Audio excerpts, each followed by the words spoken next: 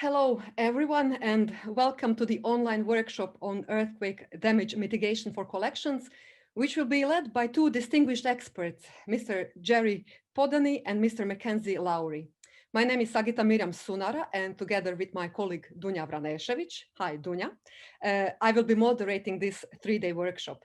We are joined in the background by Eva Valigia, who is providing technical support. Thank you, Eva. As you all know, this workshop is jointly organized by the Conservation Restoration Department of the Arts Academy, University of Split, and by the Museum Documentation Center. And we have with us today Mrs. Maja Kocijan, the director of the Museum Documentation Center. Now, Maja, I kindly ask you to say a few words to our audience.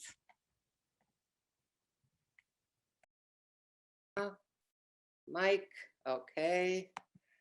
Thank you, Sagita. Welcome, everyone. Good morning to our lecturer. That is, I believe, 9 hours behind us, and good afternoon to our European colleagues. Thank you to each and everyone for being here with us, especially our lecturer, esteemed colleague from the States. One of the first, I was thinking how to start this hello to everybody. So one of the first Latin expressions I've learned at school was historia est magistra vitae, telling us that studying the past should serve as a lesson for the future. But in most parts of the world, ours particularly, learning from the past has never been our strong point. Zagreb is, as most of you know, situated and located in a zone of high seismic activity. In 1880, it was hit by 6.3 earthquake.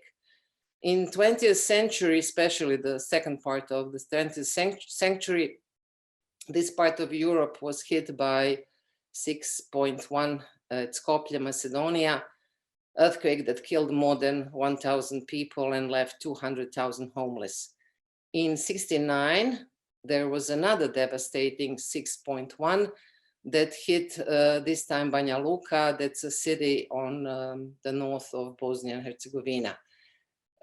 In 79, Montenegrin and Albanian coast were hit by 6.9 that damaged more than 1,000 buildings in Dubrovnik in Croatia. But on March 22nd, I'm sorry, I thought that I turned my mic off, but I didn't, okay. So on March 22nd, 2020, we were again surprised by earthquake.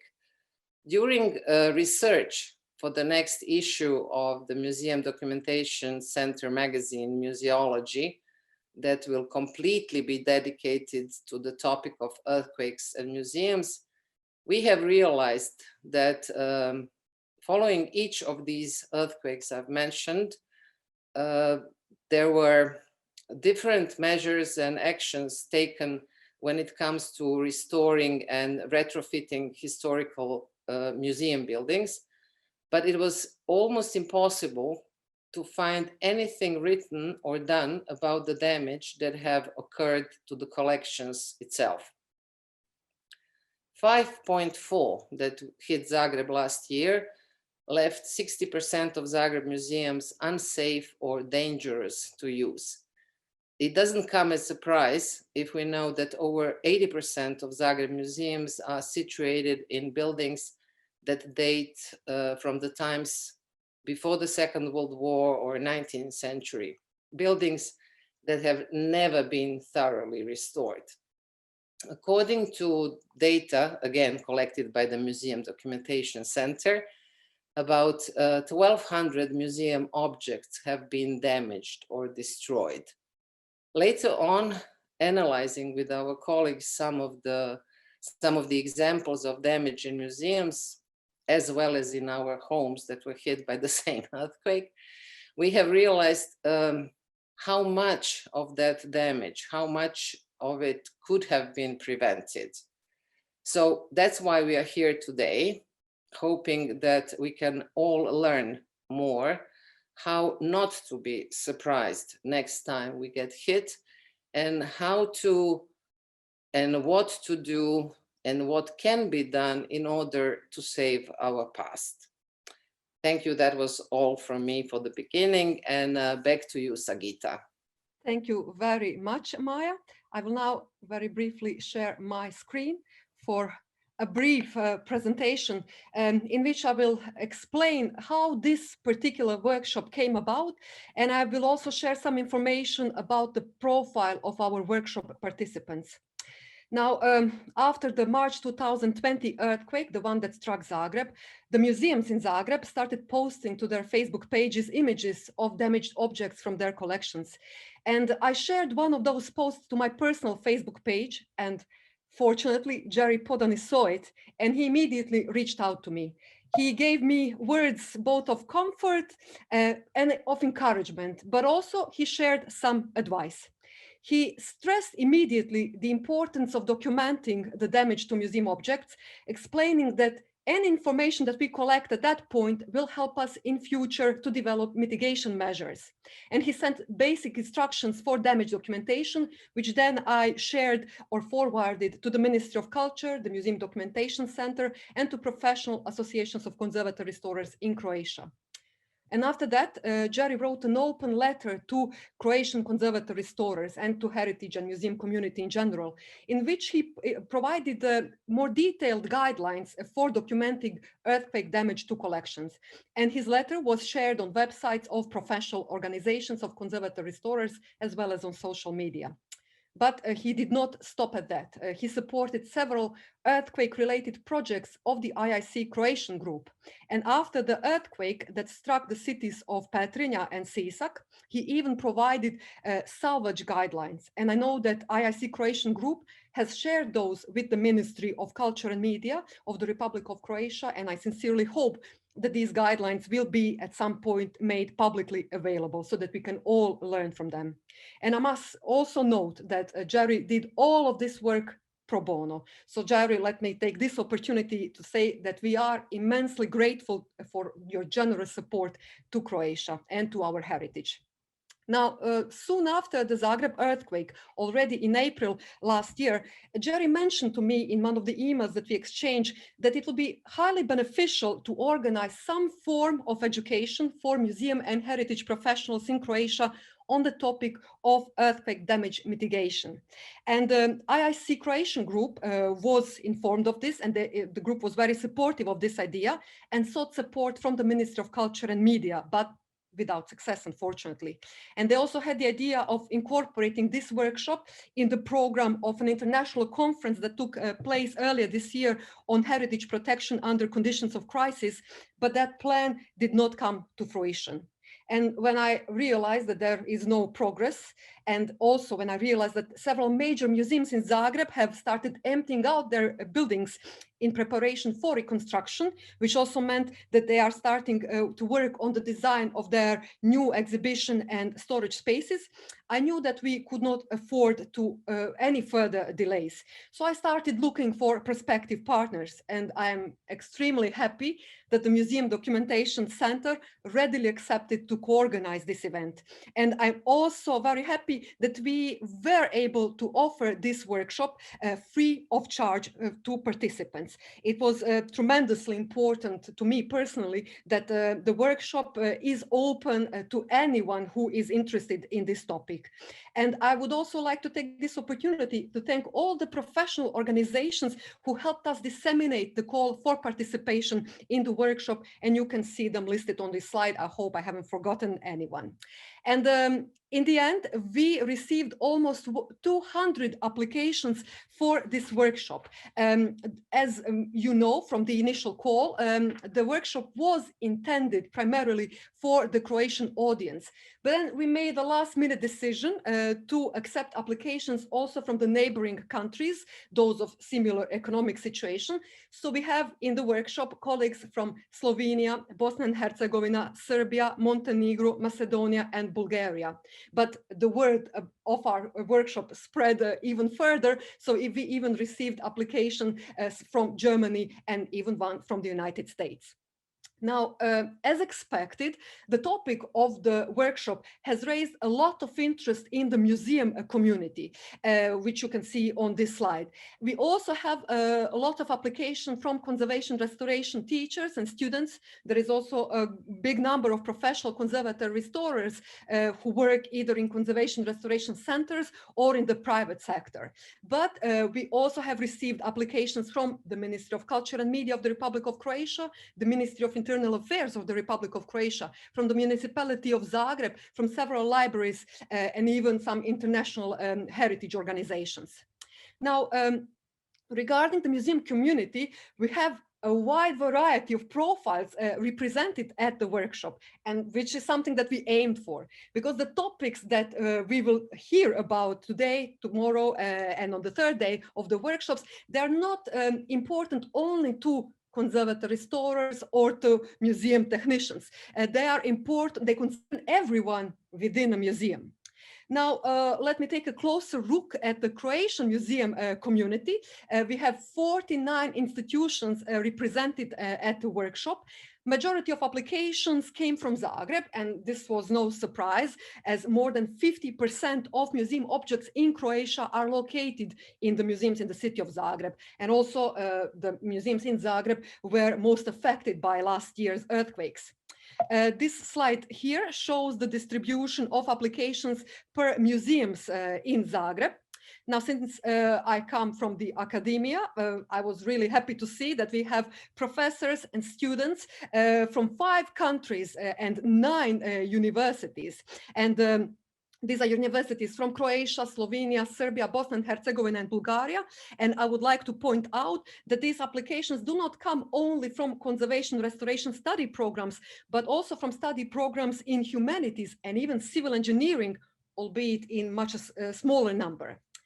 And lastly, let me just say a few words about what our participants expect from the workshop, or hope to gain from the workshop. Now, in the application form, we encourage you to write what you would like to learn in the workshop.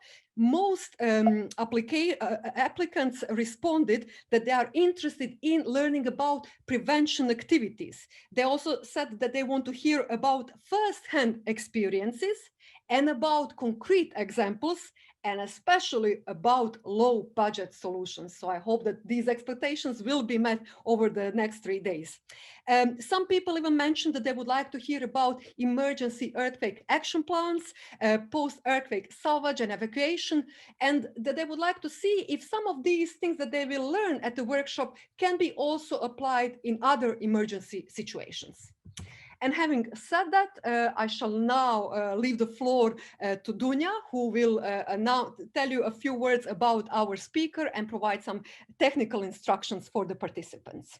Dunja, over to you. Hello, everyone. I'm Dunja Vranešević, and I am a documentation specialist or registrar at the Museum Documentation Center in Zagreb. I will introduce to you our lecturer. Our lecturer for today is Jerry Podany. He will lead the workshop on the first 2 days. So, Jerry joined the Department of Antiquities Conservation at the J. Paul Getty Museum in California in 1978, serving as department head, senior conservator from 1984 until his retirement in 2016.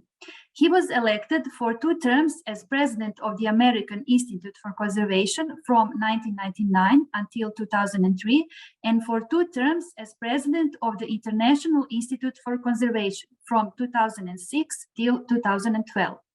Jerry continues to consult, lecture, and publish internationally on earthquake damage mitigation for collections and on emerging social and technological issues that affect the future sustainability of heritage preservation. He developed a series of conferences in Turkey, Greece, Japan, Italy, and China, addressing the protection of collections from earthquake damage in each of those countries. Jerry is the author of the publication When Galleries Shake, the Earthquake Damage Mitigation for Museum Collections, which was published by the Getty in 2017, and the editor of the publication Advances in the Protection of Museum Collections from Earthquake Damage from 2006. So we have copies of these 2 books in our library, as you can see, And so everyone interested in the topic can come to the Museum Documentation Center and consult them. Jerry has also written the paper for the next issue of the journal Muzeologia about earthquake damage mitigation. It will be available in Croatian language. So before we start, here are some technical instructions for the participants. During the lectures, please keep your microphones and cameras off. If you have any questions, you can write them in the chat or you can ask them in person in the discussion after the lecture. Croatian attendees can also write their questions in Croatian, and Sagita and I will translate them to Jerry at the end. I remind you that this 3-day event is being recorded, and by participating in the workshop, you agree with its recording. All the recordings will later be available on the YouTube channel of the Museum Documentation Center. I will leave you the link to the channel in the chat, and you can subscribe and find the recordings there. That's all from me for now. Dear Jerry, the floor is yours.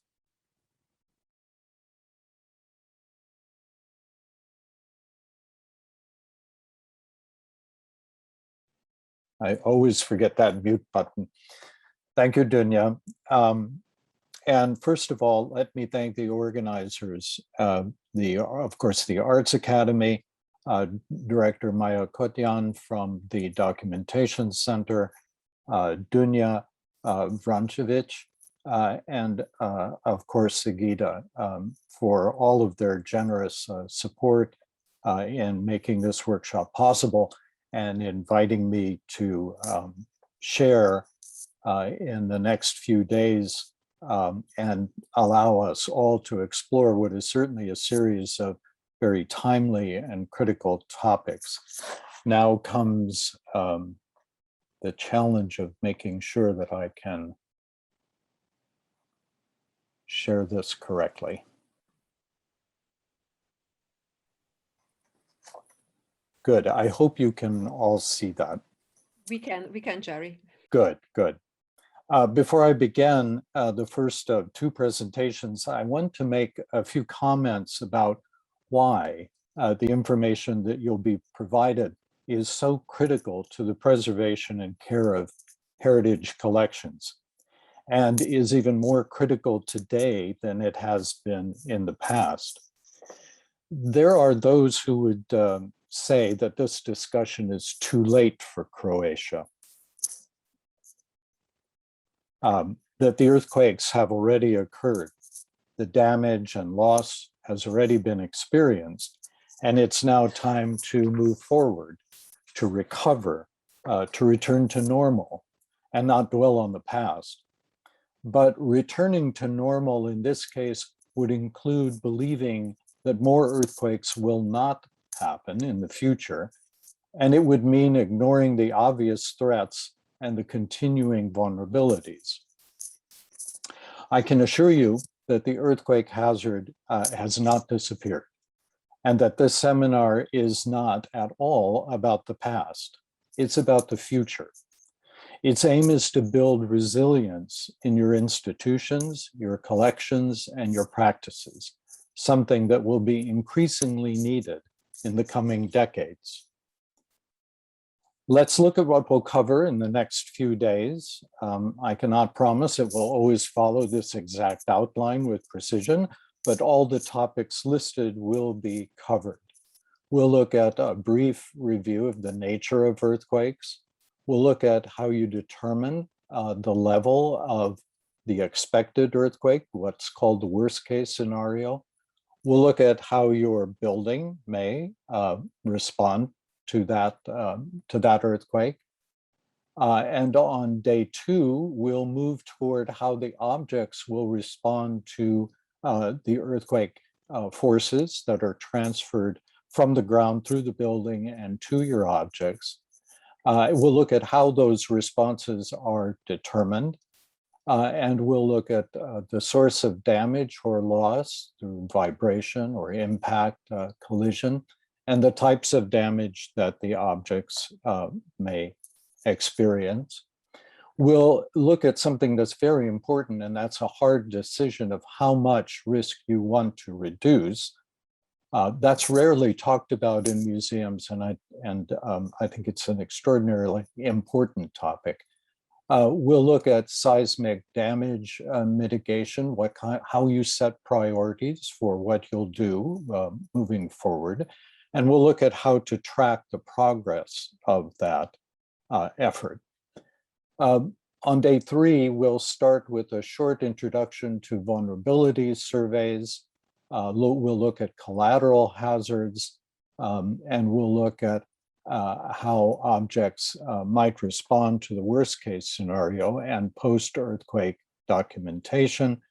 And then my colleague will take over to talk about the actually doing something with all this information about mount making and the basic principles of mitigation of damage, both for objects on display and objects in storage. Now, the primary goal of this series of discussions is to offer you ideas about how you can reduce vulnerability and thus reduce the risk of damage and loss caused by future earthquakes. As we will soon discuss, it's outside of our ability to control or to accurately predict earthquakes.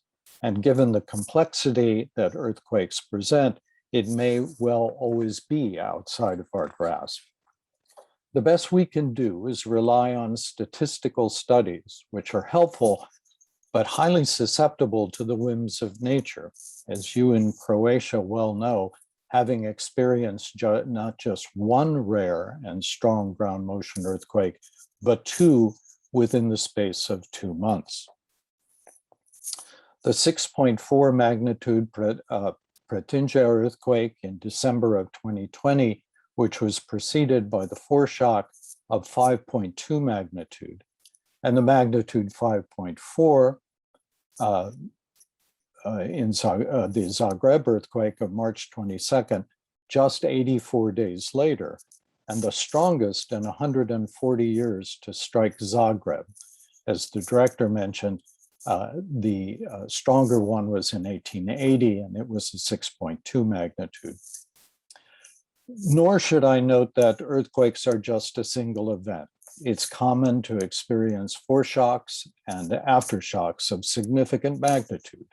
Zagreb experienced an aftershock sequence that was initiated immediately following the main event.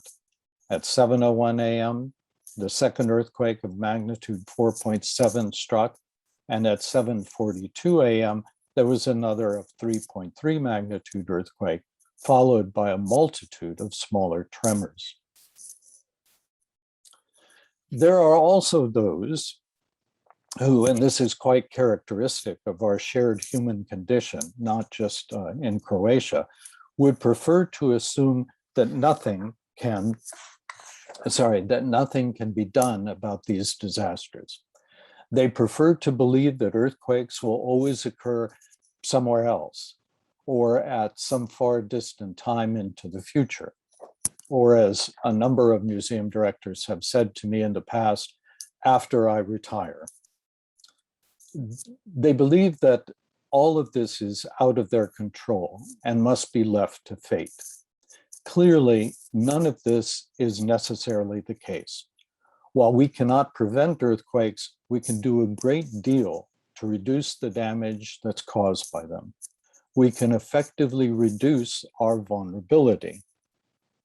And we can start this process by better understanding the hazard, that is the earthquake, our vulnerability to that hazard, the risks we're taking, and then applying what are often simple, common sense, and low-cost actions.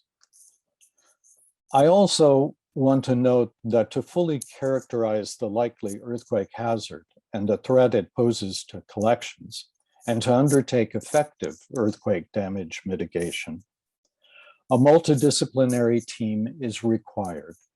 Conservators, curators, designers, and technicians, such as mount makers like Mackenzie, will require the input of seismologists, engineers, and architects to fully understand what can be expected, and then to better gauge the vulnerability of the collections and take appropriate actions to reduce that vulnerability. It's a big group, and it includes designers and curators who need to better understand the hazard and vulnerability of collections in order to understand how their approach to exhibition aesthetics should be influenced so that it too contributes to the mitigation effort. This workshop is meant to give you a basic foundation from which you can gather these colleagues together and launch the effort of mitigating damage and loss, of reducing your vulnerability to earthquake forces. It is to your advantage to seek out and incorporate the input of all the mentioned disciplines as you progress in this effort. Finally, and perhaps most relevant to the situation our world finds itself in today, we must recognize that response to damage and loss due to earthquakes, like all disasters, and recovery from such events is going to be increasingly complex as global climate change adds enormous stress on our resources. As we enter into a phase where the damage we have done to our environment presents us with unprecedented and unavoidable challenges, and as we attempt to adapt to these challenges, there will be increasing strain on the resources needed to respond and recover from natural disasters. It is now not only sensible to pursue preparation for and mitigation of the effects of a wide range of hazards, including earthquakes, but it has become critical. Seismic damage mitigation can now be seen through the larger lens of resilience and of the critical need for resilience. You in Croatia know very well how difficult it was when you were trying to respond to one disaster, the earthquakes, while also coping with another, the ongoing global pandemic. This workshop will be focused on the approaches to both determining the seismic vulnerability of collections, the movable contents of museums, and approaches to the mitigation of damage and loss, those mitigation actions taken long before the earthquake strikes. But we need to develop some valuable background first. So to begin, there are essentially two starting points that lead to effective damage mitigation. Those are a reasonable understanding of the likely seismic hazard and a greater awareness of the vulnerability of any given collection to that hazard. Over the course of 3 days, we will be exploring the nature of earthquakes, the characteristic of ground motion, how earthquakes are measured, approaches to seismic hazard analysis, the response of the building to the ground motion, the response of the collection to earthquake forces, the approaches to mitigating the effects of strong ground motion, and we will touch on pre-earthquake seismic vulnerability surveys and on the importance of post-earthquake documentation. I also want to remind you that earthquakes are, to use a rather archaic term, black swan events. That is to say, they're unexpected, they're uncommon, but they are also catalysts for many other black swans, many other hazards such as fires, explosions, landslides, internal and external flooding, environmental exposure of collections, security challenges, and unfortunately, a degree of social unrest. So responding to and recovering from earthquakes can be quite complex due to these collateral events, these other black swans. And a reminder that on the third day and the final day of this workshop, my colleague Mackenzie Lowry will discuss principles and provide examples of how to protect collections through mount making. Now, before I launch into the nature of earthquakes, I want to remind you that I am not an engineer. My professional life has been in the service of conservation, but I've been fortunate to work with a number of really excellent engineers who not only knew their profession, but were interested in protecting cultural heritage, particularly museum objects. And I must say that they found it an extraordinary challenge. It's one thing to provide seismic mitigation and design for buildings, but it's an entirely different thing to try to protect something of such small mass. Even if it might be a big sculpture by comparison to a building, it's relatively small. I raise this issue because I have a very strong and some would say stubborn belief in the fact that you need a good foundation of general understanding to ultimately make the right decisions in mitigation and effective decisions in mitigation. It is not a cookbook. There aren't foolproof guidelines. And so to have this kind of general foundation of understanding of earthquakes not only provides you with a good basis for your actions, but it allows you to better understand the language which engineers and seismologists use. And those engineers and seismologists will be part of your team. So you want to speak the same language, and really the only way of doing that is to develop this basic and general understanding. So in a way, I'm asking you for your patience as we explore and pour that foundation in the next few days.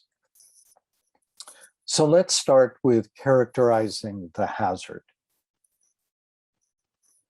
In the case of earthquakes, defining the hazard in the case of earthquakes, it's better that we understand all of this in order to develop effective mitigation. This is one of my favorite animations. It's depicting the continual movement of the planet's tectonic plates from 1 billion years ago to today.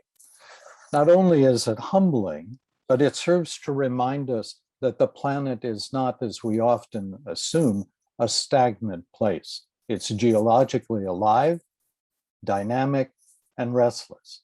And on occasion, in a time frame more familiar to us, that ongoing dynamism results in the sudden and often destructive forces we call earthquakes.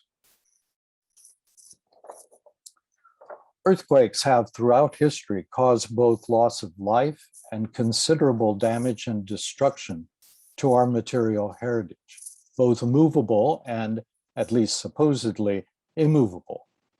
But it was not until relatively recently that we truly began to understand the nature and root cause of this global hazard. Before we get to that, let's agree upon a definition of earthquake. An earthquake is the result of a sudden release of energy in the Earth's crust that creates seismic waves that radiate outward from a focus. Oops.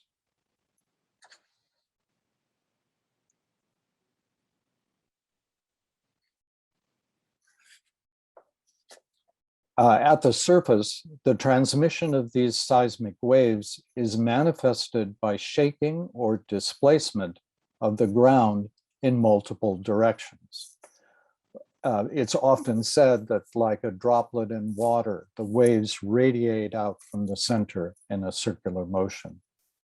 Some key words in any discussion of earthquakes are focus or hypocenter.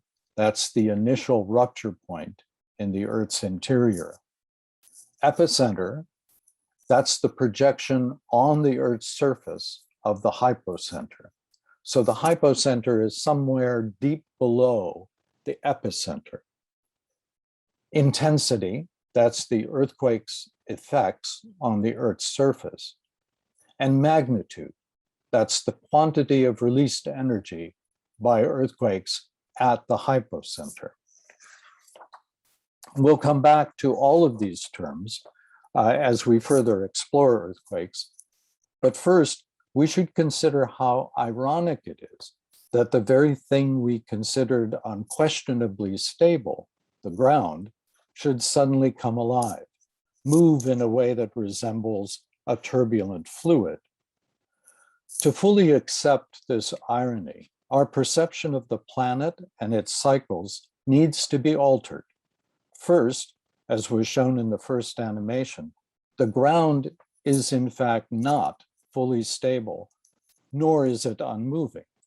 And while throughout history, we have blamed earthquakes on everything from giants walking on the surface of the earth or pounding on the surface from underneath, to flailing giant catfish, to winds and explosions in mythical underground caves, or just to the mischief and anger of the gods, we now know that the upper crust, the upper lithosphere, as it's more properly called, consists of a series of drifting plates.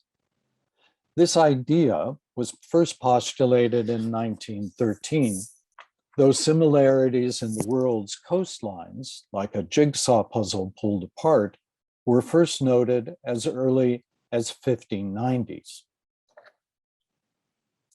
The thermal currents circulating deep in between the core and the lithosphere within an area called the mantle, which is around 2,800 meters in depth, where rock is not quite solid and therefore malleable, almost like a very thick fluid. These motions continually drive the motion and the convergence or divergence, collisions or subductions of independent land masses we call plates. Generally speaking, there are two kinds of tectonic plates: continental plates and oceanic plates. They are primarily different in their makeup and density. The oceanic plates are relatively thin, dense, and very heavy. The continental plates are thicker, but are less dense and therefore more buoyant. Sufficiently buoyant that, unlike the oceanic plates, they cannot sink back down into the mantle to be reabsorbed like the heavier oceanic plates do. The slipping of one plate below the other is called subduction. And one result, as you can see on the illustration, can be the formation of volcanoes. Now, plates don't just collide, they also pull apart, a process called divergence. Divergence, which happens predominantly on the ocean floor, is expressed as oceanic ridges, where molten mantle rock is slowly ejected to fill the ever-present gap in between the plates, thus creating new plate material, which in turn is subducted back into the mantle and enters a cycle of formation, destruction, mountain building, and the development of volcanoes. Continental plates undergo predominantly the process of convergence, that is, colliding together, where plates collide, pile up, or grind past each other. The action is expressed most dramatically in what's called orogeny, or mountain building. The Alps and most other mountain ranges are just the latest expression of this process. And if you remember that animation of 1 billion years to today, I do mean it's just the latest. There have been many mountain ranges that have risen and weathered away, and risen again and weathered away. In general, the plates are about 100 kilometers thick, and it's worth noting that they're very large land masses. you can see that many of the major plates are millions of square miles in area, square kilometers in area. I mentioned this just so that we are clear of the massive forces that are underway all over the surface of the earth and the massive forces that are involved in earthquakes. Although in general, the drifting, colliding, and subduction processes are slow, between 2.5 and about 15 centimeters a year, they are by no means always smooth movements. As you can imagine, snags occur along the edges of the plates, impeding their movement. And as a result, stresses build up over time. And on occasion, those stresses are greater than the strength of the resisting rock. At that point, there's a sudden failure of the crust material, and enormous amounts of energy are explosively released. How much energy, you might ask? Well, to appreciate that, we need to go back to our perceptions. Just as geological time is too slow for us to fully experience, the power of earthquakes can be difficult to comprehend. After all, we directly experience earthquakes within the limited area of our immediate space, say a few meters in any direction. But in fact, the effects of the ruptures are vast. For example, in 1855, the Wairarapa earthquake in New Zealand, which measured 8.2 to 8.3 magnitude, caused strong ground shaking for more than a full minute. It's estimated that approximately 932,000 square kilometers of the Earth's upper crust shook during that minute. And the event permanently raised 12,000 square kilometers of land, as much as 3 meters. And in recent times, the 2011 Sendai earthquake in Japan violently shook an area of 64,000 square kilometers, and of course, caused the devastating and enormous tsunami. So these are events of enormous, almost unimaginable scale and power. But as unimaginable as it may seem, these actions continue their slow advance within the cycle that we just discussed. One edge of the Pacific plate, the plate is just shy of 105 million square kilometers in surface area, continually grinds against the North American plate, right along the west coast of the United States, right where I'm sitting as I give you this presentation. That edge-to-edge contact, which occurs at a rate of about 30 to 50 millimeters a year, is expressed on the surface as the well-known San Andreas Fault, which you see on the right, a great scar on the Earth's surface.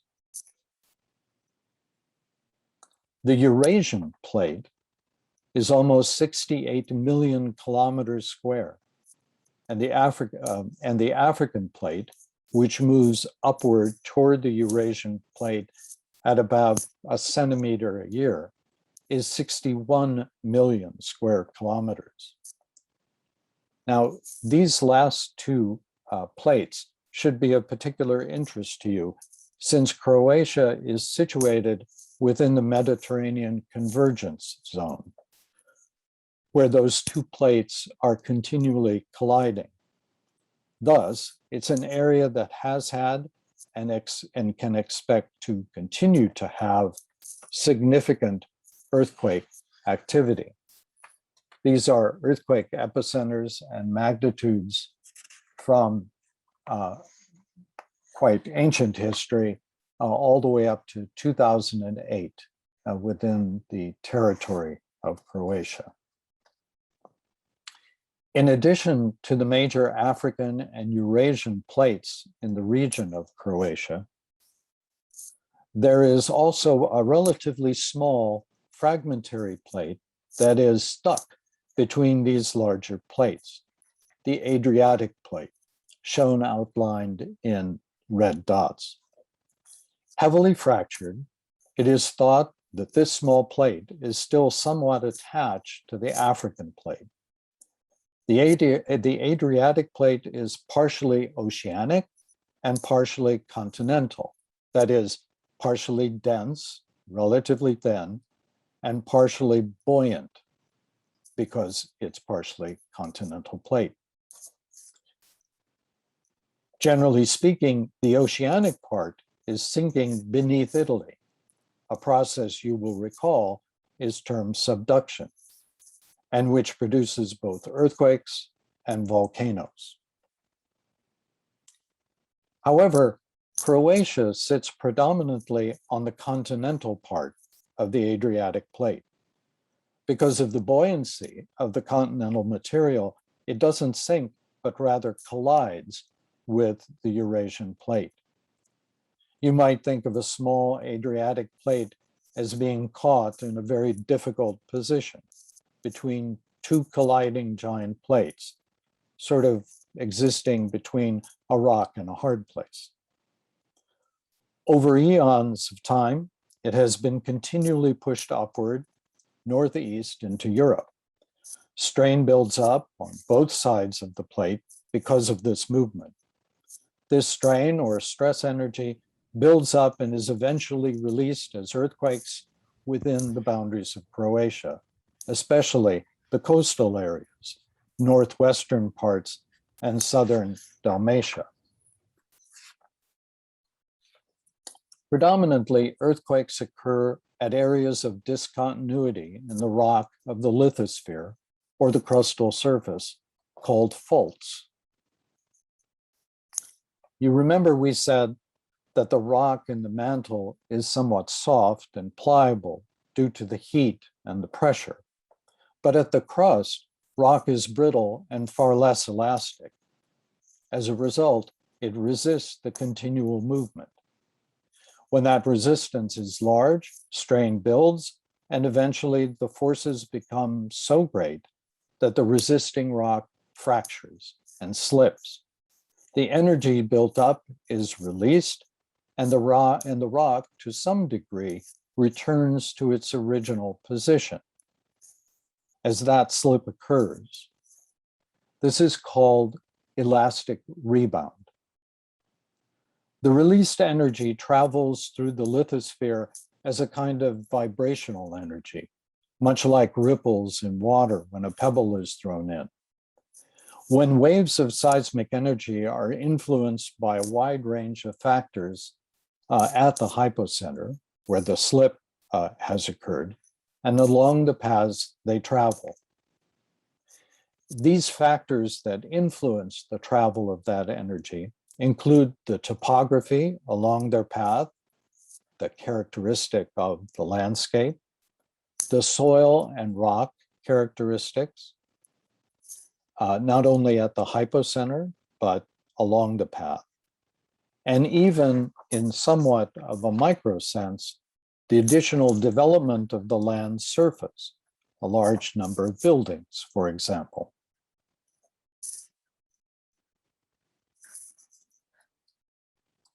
So let me check the time here to make sure that, yeah. So now let's look at the characteristics of earthquake ground motion. Generally speaking, there are two categories of seismic waves that result from the earthquake event: body and surface waves. Body waves radiate out from the focal point. You'll remember that's the hypocenter where the slip has occurred on the fault. And they travel through the rock of the lithosphere. They occur in two forms. You can see on your left, the top two, P waves and S waves. They're compressional waves that vibrate the rock as they propagate outwards. So the P wave is a compressional wave that moves in this direction, and the S wave is more of an undulating wave, but still generally considered a compressional wave. Now, P waves travel the fastest of all waves, and so arrive at the site of interest first. For example, they're used in many situations to shut gas lines off automatically. I'm sorry, the waves aren't used. The waves arrive first in the earthquake, and sensors that detect the P waves are used to shut off elevators or gas lines that might cause problems as the rest of the earthquake forces arrive. S waves are shear waves. The rock oscillates perpendicular to the wave propagation, so like this. The next to arrive are the surface waves. These waves travel within the surface of the crust, and their amplitude is larger, their force is larger, since they don't dissipate the way that the body waves do in deeper rock. Body waves tend to get weaker as they travel further from the hypocenter, where surface waves may not do so. There are two types of surface waves: love waves, which are predominantly side-to-side motion, and Rayleigh waves, which produce a kind of rolling motion. Now, some of you which experienced the recent earthquakes in Croatia may have experienced a sudden jolt, a sudden shaking, and then a kind of rolling motion. All of these are characterized by these body and surface waves. And it is the surface waves, these larger amplitude, stronger, if you will, waves that do most of the damage that we experience in an earthquake. As I already mentioned, seismic ground motions are affected by source conditions, source to site transmission path properties, and site conditions. When I say site throughout this presentation, I mean the area that you're concerned about. Let's say the museum or the general area of the building that you're worried about. Source conditions include the depth of the earthquake, the size of the rupture, the distribution of the slip plane in the fault, and the type of faulting, and the rupture directivity. The transmission path properties include the structure of the crust along the path, the shear wave velocity, that is, how fast that energy is traveling, and the damping characteristics of the crustal rock. Damping characteristics means that some of the soil conditions, some of the rock conditions will absorb some of that energy. So by the time it gets to your site of interest, it may not be as strong as it was at the epicenter or the focal point. The site conditions include the rock properties beneath the site to a depth of about 2 kilometers, and the local soil conditions to a depth of several hundred feet. Later, we'll look at how soil conditions can dramatically change the way in which an earthquake forces arrive at a site and what their amplitude at a site. Topography of the site is also a consideration. Ground motion amplitudes tend to increase with increasing magnitude and decreasing distance. So the further away the hypocenter is, the less strong the energy is that arrives at the site.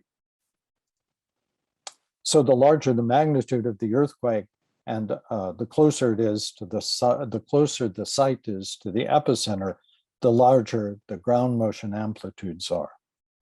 This does not, however, hold true if the characteristics of the source path or the characteristics of the site serve to amplify the waves.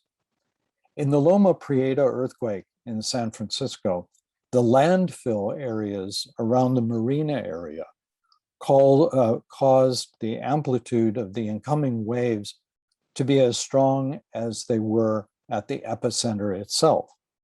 And during the March 22nd Zagreb earthquake, a peak ground acceleration of around 0.3 G was generated at the epicenter, while the ground acceleration of about 0.6 at about a tenth of a second was experienced in the historic downtown area, meaning that the forces experienced at the site of the historic town center were in many ways greater than they were closer to the epicenter. This model animation that you've been looking at for a while depicts how a major earthquake on the San Andreas Fault might travel through the Los Angeles basin. Oops, sorry.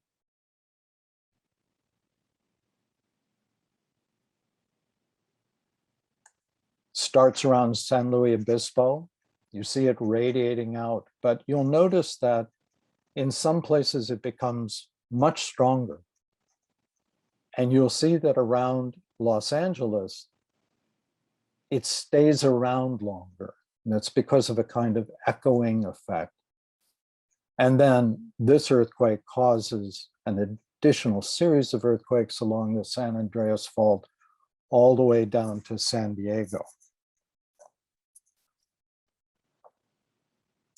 The point of showing you that was to explain that in many instances, earthquakes are dramatically affected by the soil conditions at various sites along the path of the energy flow. Now, when earthquakes are recorded by a seismograph, this is what the different kinds of waves look like. You'll see first arriving, time flows from left to right. So first arriving are the P waves, relatively small amplitude, the S waves, slightly higher amplitude, and then come the surface waves, large amplitudes and quite destructive. In most cases, the closer you are to the epicenter, these waves are measured, the closer these waves are measured to the epicenter, they will be less clearly defined in the seismograph. While the further you are from the epicenter, there's greater space in between them.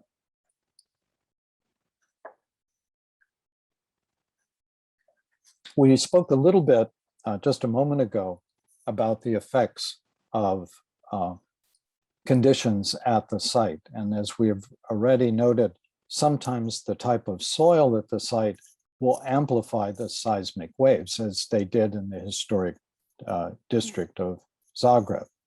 Soil amplification is dependent upon the type and depth of the soil. You see here that there's much greater maximum acceleration. The vertical axis is acceleration, and the horizontal axis is the period within in seconds. And you'll see that there's much greater amplitude in longer periods in the soft to medium clay compared to rock. This is data from the Loma Prieta earthquake. And it was taken at Treasure Island near San Francisco. And you'll remember that we noted spectral acceleration of ground motion in the historic district of Zagreb being much greater than it was at the epicenter. Now, before we take a short break, let me remind you that ground motions that are due to earthquakes are multi-directional in any direction. And that includes vertical ground motions, which can translate as direct vertical or diagonal of any degree in any direction from the horizontal. Ratios of vertical to horizontal response amplitudes can be used. There is a general ratio that is commonly used by engineers as being about a third, but we have found in many earthquakes, depending on soil conditions, the nature of the fault, all of those things we talked about previously, that verticals can sometimes match and even exceed horizontals. But normally, I think I said 1/3, I'm sorry. Normally, engineers will use a rule of thumb that vertical is about 2/3 of the horizontal ground. It's a useful rule of thumb, but it's not always by any means true. Now that we understand the basic premises of the causes of earthquakes and the nature of the energy released, it will be worth spending some time on how earthquakes are measured, so that when you begin to plan your mitigation efforts, you will understand better the kind of language used by seismologists when they talk about magnitude of the earthquake that is expected. Sigita, I think are we at about an hour? Should we take a small comfort break? Yes, we are, and thank you for keeping an eye on your watch. So yes, we can, if you agree, we can make a 10 minutes break. Is that enough time for you, Jerry, to grab a glass of water? It's there already. Okay, so yeah. We shall be back in 10 minutes. You can keep your presentation on, but if you wish to turn off your camera, you can do so. Right, so 10 minutes. 10 minutes. 10 Good. minutes. See you back then. And I would just like to say, if anyone has any questions, please feel free to type them in the chat box. Thank you. See you in 10 minutes.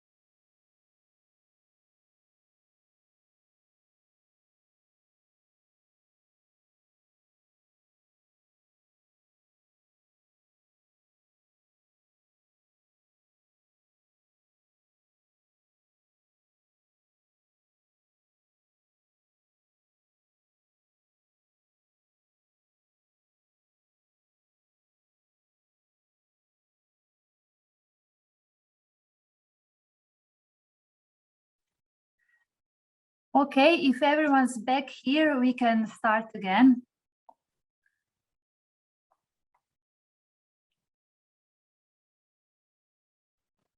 Great. Can you hear me? Yes, yes. Oh, Jerry. good.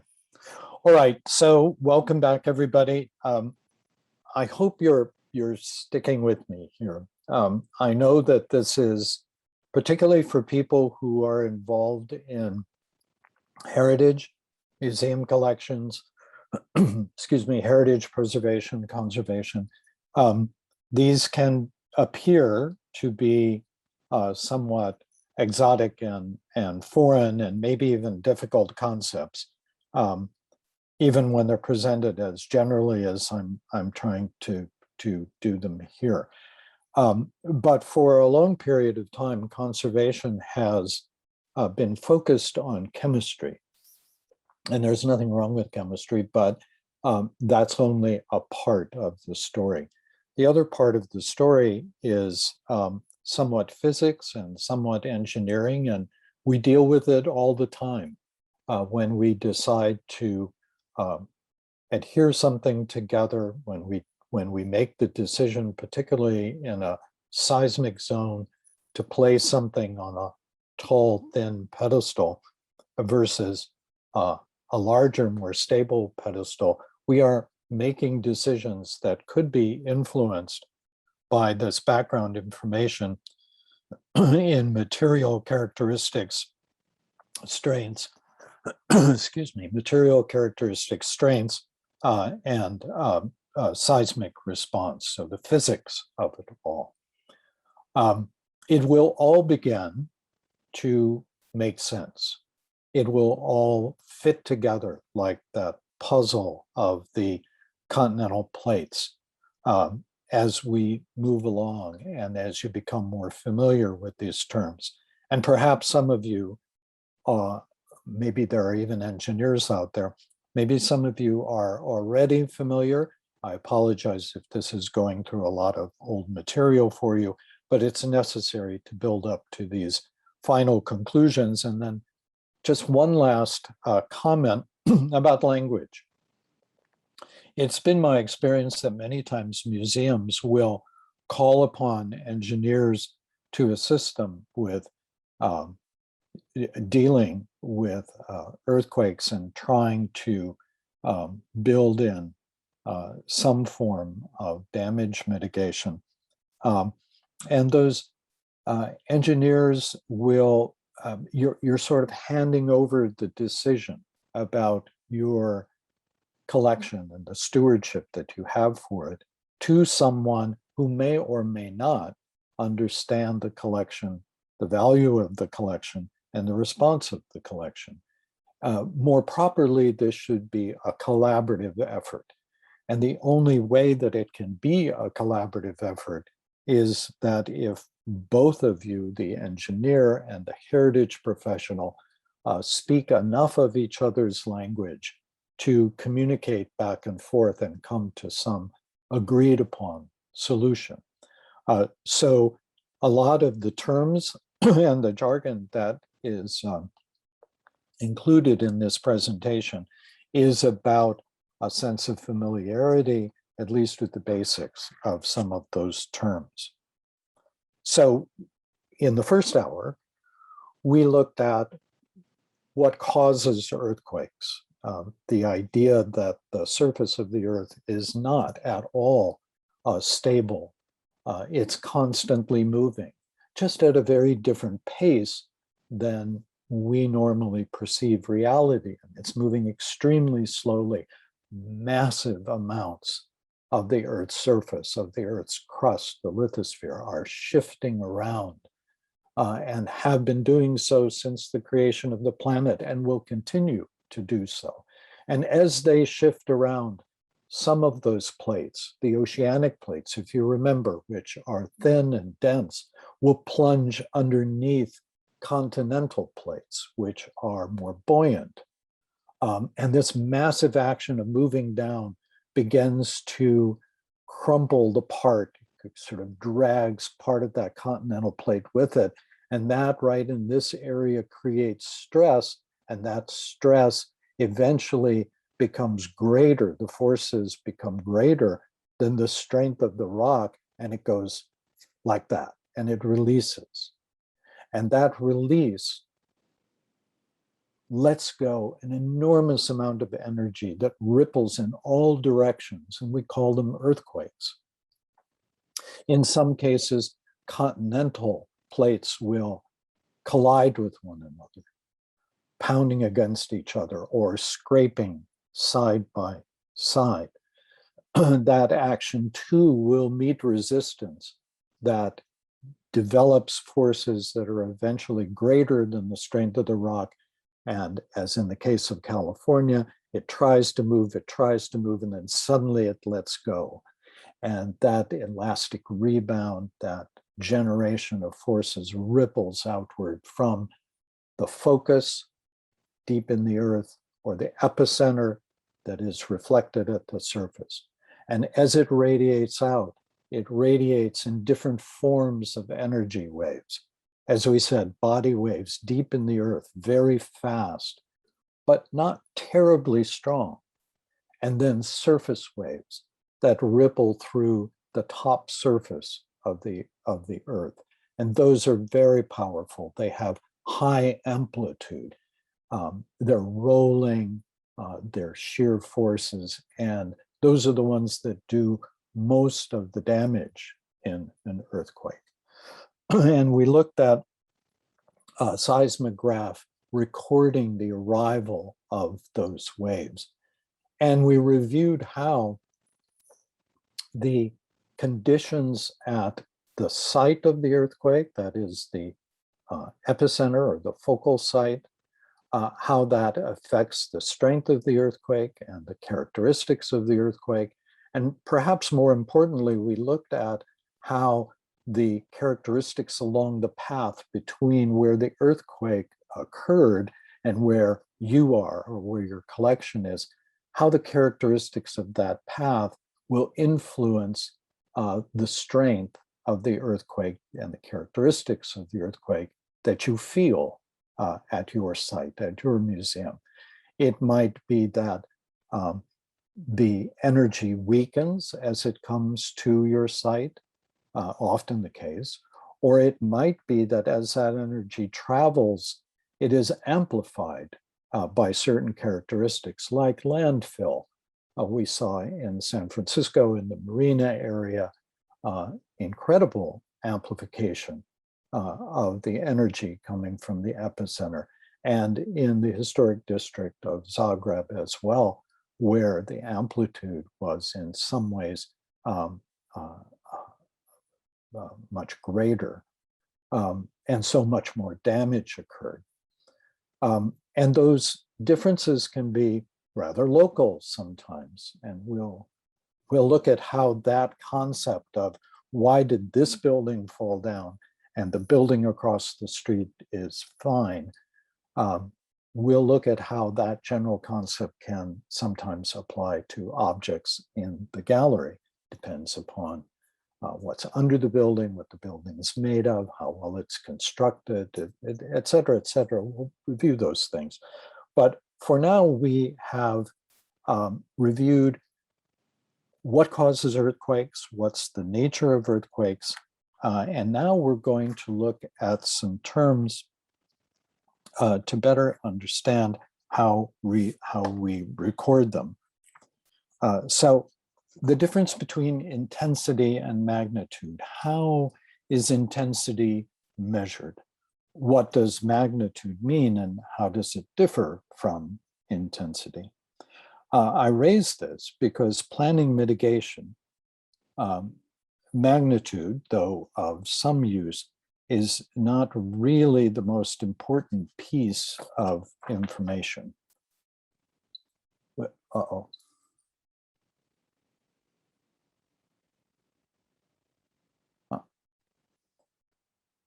First, let's look at the difference between intensity and magnitude. Intensity is how strong the shaking was. This is often defined by the damage done or the reported perception of people who experience the earthquake. As you can quickly understand, the results can be somewhat affected by the robustness of the built environment and can be somewhat subjective. Two people standing in the same place, one thought it was the end of the world and the other was filming calmly the shaking of the lampposts. Intensity can also change with distance, as we talked about, most commonly reducing with increased distance from the epicenter. But sometimes the seismic waves are enhanced in isolated locations. We spoke about that as landfills, for example, like in the marina in San Francisco, can amplify ground motion significantly. Intensity is measured or has been measured most commonly using the Mercalli, Mercalli-Cancani-Seiberg, but mostly called the Mercalli scale. And there are a number of other magnitude scales, the European microseismic scale, the Medved-Karnak scale. There's a number of them, but we'll look at the Mercalli scale here. And you can see that it ranges in all the way from very weak, where people say they didn't feel any earth movement, through various kinds of experiences, all the way to a great catastrophe where almost everything is destroyed and objects are thrown to the ground. I'm sorry, I'm having a little bit of trouble with my, there we go.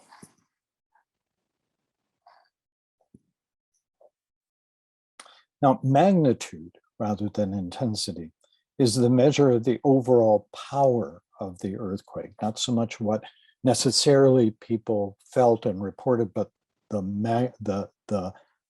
amount of energy that was released, the total energy released. You see here a table comparing magnitude with energy released as TNT explosive. We find that often very useful for people to relate those two things. So on the Richter scale, which we'll talk about in a second, Richter scale 1 earthquake is equal to a large blast at a construction site of about 30 pounds of TNT. And that goes all the way up to if we have a Richter scale, it goes to 160 trillion tons of TNT. Either way, the point is that these are massive releases of energy. The magnitude of an earthquake is measured using the Richter scale. One of the newest versions is the moment magnitude, which we'll come to in a second, which takes into consideration the type of rock at the epicenter, the area of the rupture along the fault, and the fault type and the average fault slip. One can think of the relationship between intensity and magnitude as like the power of a radio station transmitter, the power it puts out from a tower location. That would be the magnitude of the signal, versus the reception at any one radio, versus the reception that any one radio receiver gets. The further away the radio is, the poorer or the smaller the reception is, even though the power of the transmitter hasn't changed at all. The concept behind the Richter scale, which most people are somewhat familiar with, was developed in 1931 in Japan and was then further refined in the US by Charles Richter in or around 1935. It's a logarithmic scale based in 10. So a magnitude 7 earthquake is about 1,000 times stronger than the moderate magnitude 5 and releases about 63.5 or so times more energy. So there's about a 31 point something, 31.7 increase with each step in the scale. Now, a rough correlation, and it is a rough correlation, and it's not always agreed on by seismologists, can be attempted between the two scales here. So you see that a magnitude 5.4 on the Richter scale is equal to a Mercalli about 6. As mentioned earlier, it may help to understand the magnitude power of earthquakes if we compare magnitude with the explosive power of TNT, fairly familiar to most of us. For example, the 1906 San Francisco earthquake, the Great Quake in San Francisco, a magnitude 8.3, released energy equivalent to about 10.9 million metric tons of TNT. That is a lot of power. But as we will see, that power is distributed over an enormous area of land. That might help, knowing that power, in perceiving the destructive strength of the largest earthquake on record in the 20th century, the 1960 earthquake, which occurred off the coast of Chile in 1960 and measured 9.5 on the magnitude scale. Now, what is favored nowadays is the moment magnitude scale, going from 0 to 10, and you see the amount of energy released there equivalent to kilograms of explosives, right? So if we're talking about a 9.5, which is close enough to the 10, we're looking at about roughly 4.5 or so million kilograms of explosive. We can look at a number of large earthquakes and where they sit on that magnitude scale. These are enormously destructive events. Now, it's now time to consider how we record earthquakes, because this is going to be of critical importance to you in understanding the character of what you should expect. And that's going to, I'm going to emphasize that more and more. It's not enough. If you're going to undertake protection of the collection and mitigation, it's simply not enough to say, well, I'm preparing for an earthquake. It's important to know how big that earthquake might be, statistically, what you should expect as the worst case scenario. That's going to change very much your approach to mitigation and the resources and time that are put to it. So you want to know what is going to be statistically forecasted, and hence what to prepare for and to mitigate against. You've already seen a number of these data charts and spectra in previous slides in terms of forecasting. The most direct recording of the shaking, and the most common method of recording, is done by the use of a seismograph. You saw some previously. Nowadays, there are predominantly electronic sensors like displacement transducers or accelerometers producing seismograms. The record is of the amplitude of the seismic wave at a given point where the sensors are placed. So you can get different records of an earthquake depending on where the accelerometer is placed. A seismogram can look like this. It's very similar to the one used in the graphic banner for this workshop, and I'm sure you're familiar with it. Though it's important to remember that each earthquake is different, and so each record will be unique. Seismograph records or seismograms are a record of the amplitude of the ground shaking in G-force. 1G is equal to gravity.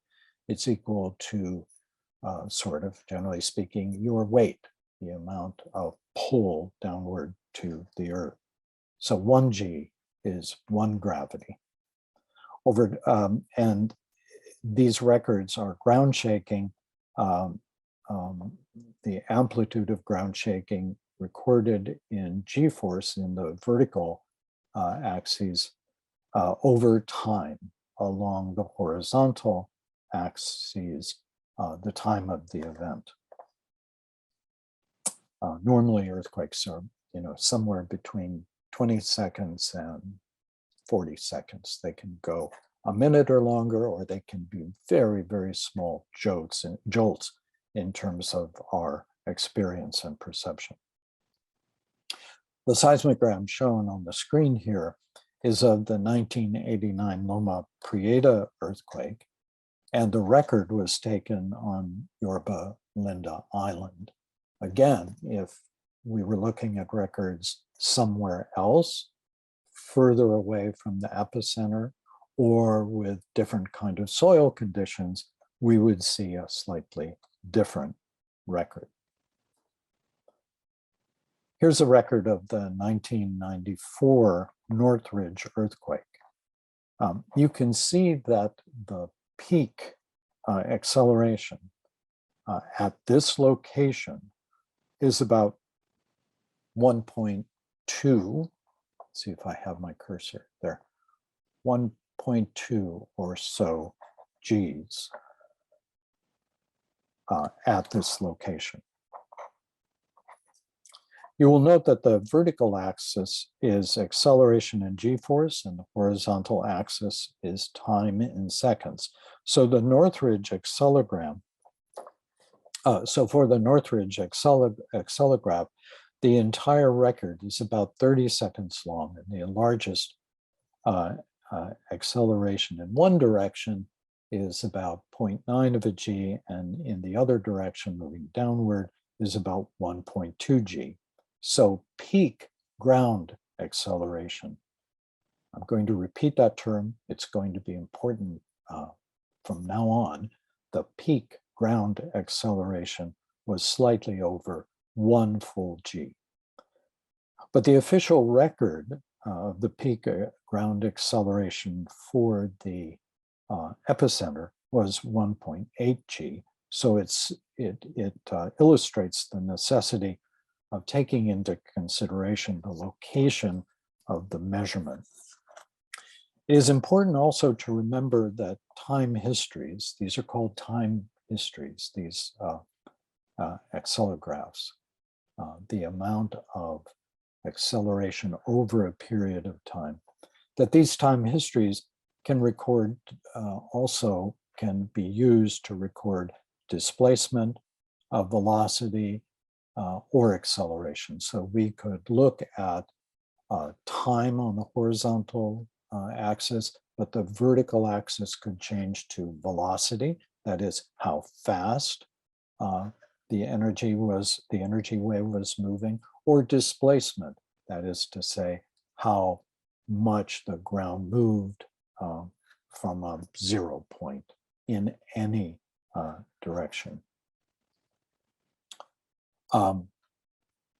We can see some of them shown in this record of an earthquake in 1985, an 8.1 magnitude earthquake, so very large, and in multiple directions for acceleration, for velocity, and for displacement. I'll repeat again in a little while, but you'll note that there's much more acceleration in the south direction, right, than there is in the east direction. So this earthquake has directivity. It is stronger in one direction than it is in another. And the same is true, more or less, for the velocity. That is how fast the waves were moving. And you'll notice also that displacement is much higher. Makes sense, right? In the stronger amplitudes. Now, let's now look at how we characterize the energy that earthquake releases, the frequency and period of the waves of energy. So frequency is how often something happens, how frequent it is. The number of waves, cycles, that pass a certain point in a given amount of time. So here's a idealized wave. The amplitude is recorded in how high this peak goes or how low this trough goes, right? And the wavelength is cycle, there's my cursor, there it is. The wavelength is from peak to peak, right? Or cycle to cycle. So frequency is how often one of these cycles passes a certain point in a certain amount of time, usually about 1 second. That's called cycles per second or hertz. The period is how long does it take for one cycle to pass in seconds. So the period is 1 divided by the frequency, and the frequency is 1 divided by the period. If frequency is 3 cycles per second or 3 hertz, then the period is 1/3 or 0.33 of a second. Please generally keep that in mind because we're going to be talking about frequencies and periods in just a little while today and somewhat tomorrow.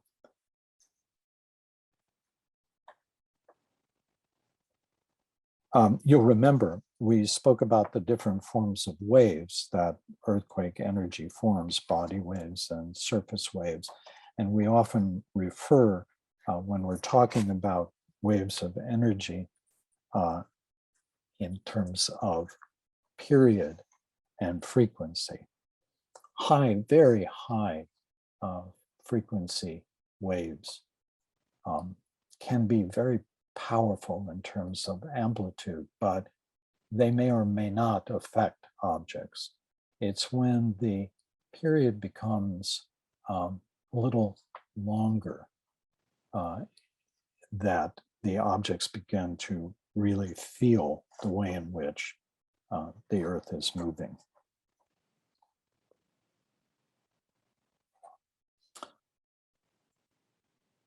We can now look at one other form of measurement that will prove just really critical to your mitigation efforts, the response spectra.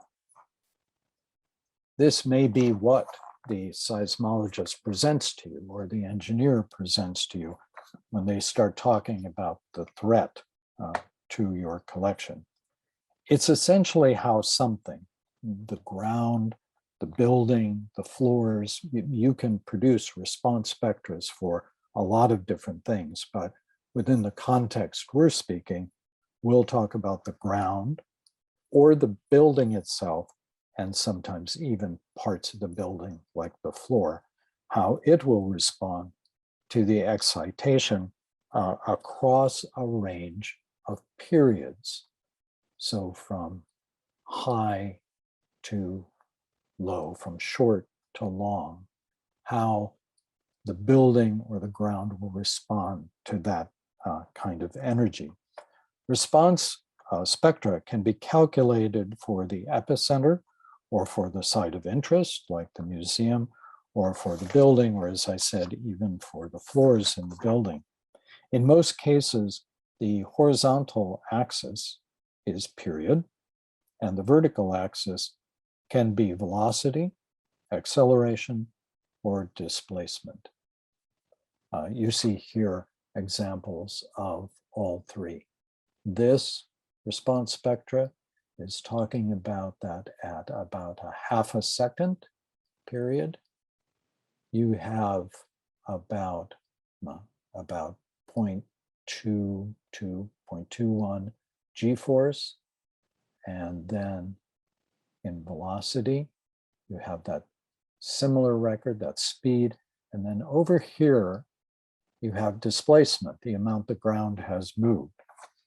We'll talk about this a little more, but it's worth pointing out now.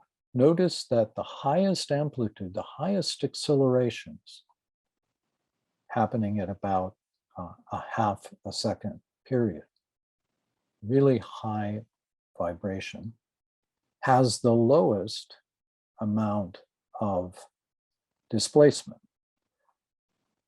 So when the period is really fast, the ground is moving, but it's moving with a lot of g-force, but it's moving in very, very small displacements. Whereas if you go over here to the right, and you'll notice that the g-force has now dropped into, I don't know, 0.25 of a g, a quarter of much less, 0.025, let's say, of a g right there. And if you go over here to the 4 seconds, you see that the ground is displacing a lot, but it's displacing very slowly with very little power. Right? Now, engineers can calculate a range of response spectra for a specific time history. So you remember time history, it's the stuff from the accelegraph, right? This is the amplitude and acceleration of the earthquake over time. This is what occurred when the ground shook.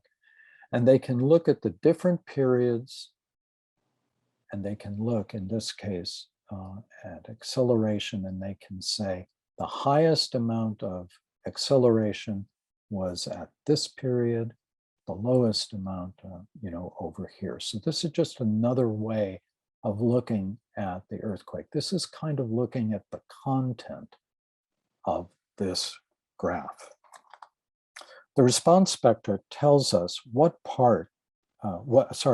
period the largest amplitude of seismic forces occurred or will occur, at what period the largest displacements will occur. From there, we can gain an understanding of the peak acceleration, the peak velocity, and the peak displacement for a given earthquake, as long as that information was recorded in time history. So, in other words, we can understand during the earthquake, yes, there was a lot of g-force and a lot of amplitude happening at these short periods, but the displacement was so small that the object really either didn't feel it, didn't have time to respond, or it was a short vibration. It may affect a painting that is flaking, polychrome sculpture that's flaking. And then if we look again at the response spectra and we say, well, in this longer periods, how much displacement was there? How much force was there? And if you're expecting significant force at significant displacement, then you have a real challenge in terms of the amount of damage that's going to occur, because the object will move with the ground, or the ground will move under the object, and the object will fall over. So we're getting to the point where, yes, it's good to know what the Richter scale measurement of an earthquake was or might be. And yes, it's very good to know what the magnitude of a potential earthquake might be. But when we focus down, what's really useful is to understand what the peak acceleration is, and at what period that acceleration will occur, and what kind of displacement and acceleration at what period that we might be interested in will occur, or did occur, but more importantly, what will occur in our search for a worst case scenario, so that we can design our mitigation efforts to meet those kinds of forces. So just to let me repeat that, in most cases, the largest amplitudes will be within a range of the shorter periods, and the largest displacements will be at the longest periods, which also have the smallest amplitudes. The ability to turn a time history into a response spectra will play an important role in characterizing the potential earthquake we're preparing for. So before we turn to statistical analysis, let me just go off script here a little bit and say that everything has what's called a natural period, the period at which it vibrates naturally. And if the surrounding, the gallery, the building is shaking at exactly that same period, it will amplify that action dramatically. The best case is a bridge along the west coast of the United States, where the vibration of the wind coming through the suspension wires and the bridge body created a kind of period, this vibration, that matched the natural period of this bridge. And so it started amplifying the motion of the bridge until the bridge literally looked like a squirming eel over the river, and it tore itself apart. So understanding what kind of power is occurring at certain periods, you can look at the period of the object or the object assembly you have, and if the majority of the vibration in the earthquake, like we see here, happens to be within the range of the period of your object or object assembly, then you run the risk of it going into sympathetic vibration. Now, most of the time in earthquakes, the vibration doesn't last long enough to really bring something into that kind of phase, but it might, or it might be close enough that it does. So this is the kind of information which you will pull, and the engineer will help you pull from the response spectra that you will develop as your worst case scenario. I better get back on script, otherwise I'll go over time. So you have been very patient with all this background information, but it's about to really come together, I hope, in a meaningful way to you. We're heading for a point where we will develop a scenario that you can plan for. What is the strength and the characteristics of the earthquake that will threaten your collections? Surely, there'll be a range of possibilities. Most will be small to medium magnitude events, and a few will be considerably stronger. Should we prepare for the smaller event, or should we prepare for the larger ones, knowing that if we do the smaller ones, knowing that if we prepare for the larger events, the smaller ones will be taken care of? To prepare for the larger event will require significantly greater resources, but a reduction in our vulnerability to both damage and loss, and hopefully the damage and loss will not be as great as it otherwise would be. So I've listed here a possible outline of the steps in moving forward, and we'll explore each of these. You can consult seismic hazard maps, which we'll see in a moment. You can develop a design earthquake through seismic hazard analysis. You can develop a response spectra for the site, and then undertake vulnerability assessment of your collection. So So now we have a better understanding of what causes earthquakes and how we measure them. The obvious question to ask, if you're interested in reducing vulnerability, is, can we predict future earthquakes? Well, unfortunately, the answer is no, not specifically or with any kind of accuracy, other than to say they will happen and others will follow. But based on seismic histories and the characteristics of any given fault, any given seismic zone, and the full characterization of the site of interest, we can either plan for the worst case based on what has already happened before, or by forecasting the most statistically the most statistical likelihood within a defined period into the future, or a combination of those two approaches. It is by no means perfect. There are a lot of unknowns, but it's better than nothing. And it's certainly better than just planning for an earthquake of unknown size. Before we review those two methods, there are a number of metrics we need to explore. The first resource we should consider are seismic hazard maps.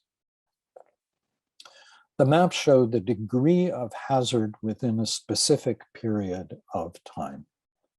Here's a map of the world. The red zones are the most likely to experience significant earthquakes of a particular size for a particular return period, which we'll talk about in a minute. And the other one is for the United States. For right now, red is bad and white is pretty good. Surprising many times when I lecture on the United States about this area. Most people who live in Illinois, Kansas, Missouri, places like that, think they are completely immune to earthquakes, when in fact one of the largest earthquakes in US history occurred in that area. The problem, the director talked previously about perception and our blindness to learning from history. The problem is because earthquakes in that area occur so rarely, many of the buildings are not built to seismic code. So an earthquake which would not do a lot of damage in this area where I live and is very seismically active, that same earthquake would do an enormous amount of damage here, not because it's bigger, but because the built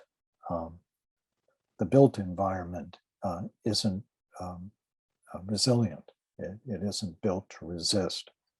And that can be true for collections as well. These particular hazard maps indicate the degree of seismic hazard given a 2% likelihood of exceedance in a 50-year period. That is a return period. You would expect it to happen within 2,500 years. Now, we'll get to how that might be calculated in a moment and how that is often misunderstood and a little misleading, but reviewing seismic hazard maps for now can give you a first glance at the degree of hazard within your particular area. Here's your particular area, Croatia, with return periods of 95 years from left to right, 225 years, and 475 years. As you can see, since large earthquakes are not common events, the longer period looks at, the longer one looks into the future, the worse the situation gets, because there's a greater likelihood of large earthquakes occurring over longer spans of time. The value of these maps is not that they isolate the area most likely, the value of these maps is that they isolate the area most likely to experience large earthquakes. And we'll talk about what return period means next, but I think it's important to understand that statistics are sometimes very fickle. So we're looking here, you would presume that a 475 return period means that the big earthquake occurs and then it won't occur again for another 475 years. When in fact, what it really means is over a period of 475 years, the likelihood of a big earthquake occurring is X. So that big earthquake could occur anytime in that 475 years. And once it occurs, the clock resets. And again, it could occur anytime. So Croatia has 2 large earthquakes within a few months of one another. So one has to be very careful with understanding and dealing with statistics. Before we look at that concept of return period a little closer, I think it's worth I think it was worth mentioning this problem with statistics. The return period reflects the rate at which earthquakes of equal or greater magnitude occur. Statistically, it is the average recurrence interval over an extended period of time, and that is the inverse of the rate of exceedance in that same period of time. So if an event has a return period of, say, 476 years, the annual rate of exceedance, the annual rate that it might be exceeded, is 1 over the mean return period, or 1 over 476. So every year, if you're looking at a 476-year return period, every year there's about 0.2% of a statistical probability that it will reoccur. That means that there is entire 476 years passed without an earthquake. We can also consider the exposure period, and it can be taken into account by the formula that is a little further down here. Oops.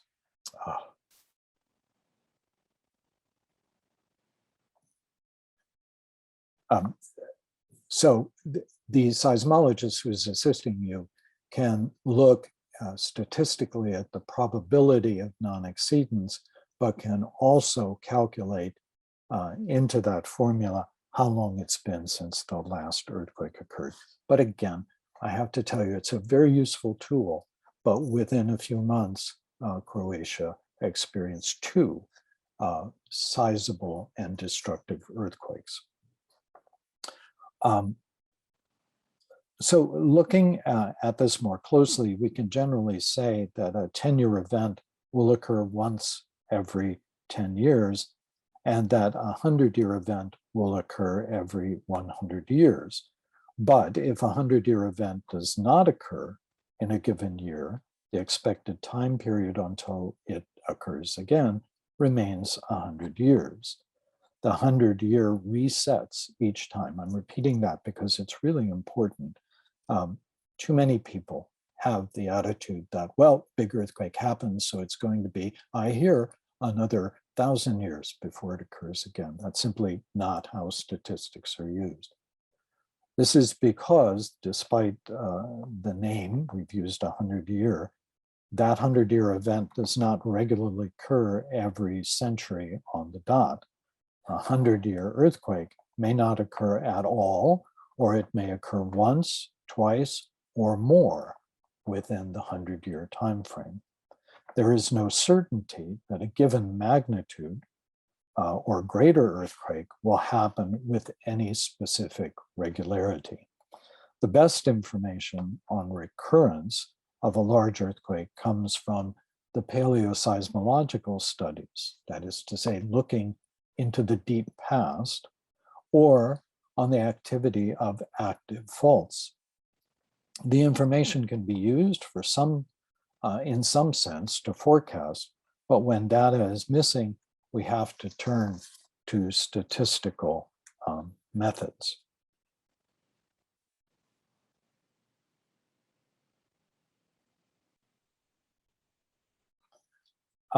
One result of this is that the longer the return period considered, the larger the event becomes. However, at the same time, if statistical findings drive preparation and mitigation efforts, or construction codes for that matter, then the larger return period offers a considerable safety factor, and a safety factor in a sea of unknowns, but a safety factor in dealing with anything of smaller magnitude.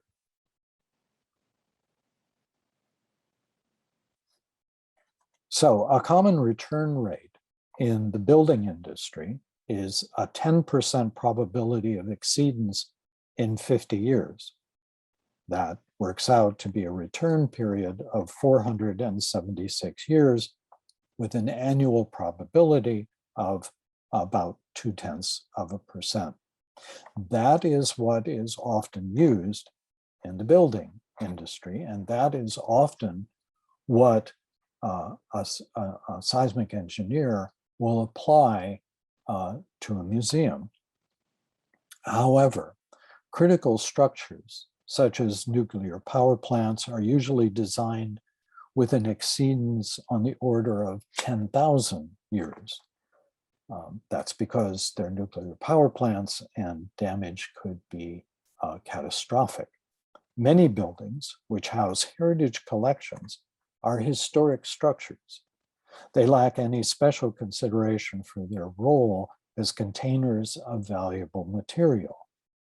But clearly, the importance of both the building and the collection call for a high degree of conservativeness. On the other hand, a return period of 10,000 years, as for the nuclear power plant, may require resources too extreme to implement, or may impose design restrictions unacceptably high.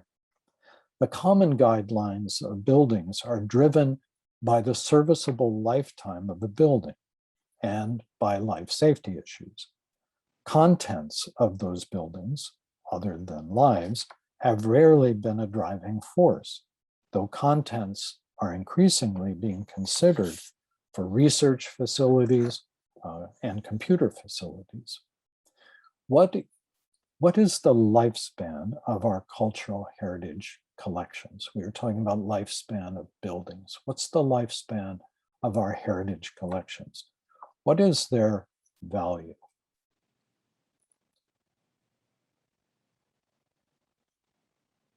Perhaps it's time to consider a more applicable return period, a standard for all cultural heritage collections, given their importance and value. Perhaps rather than the standard building reference of 476-year return period, and sometimes less, we should consider something closer to several thousand years.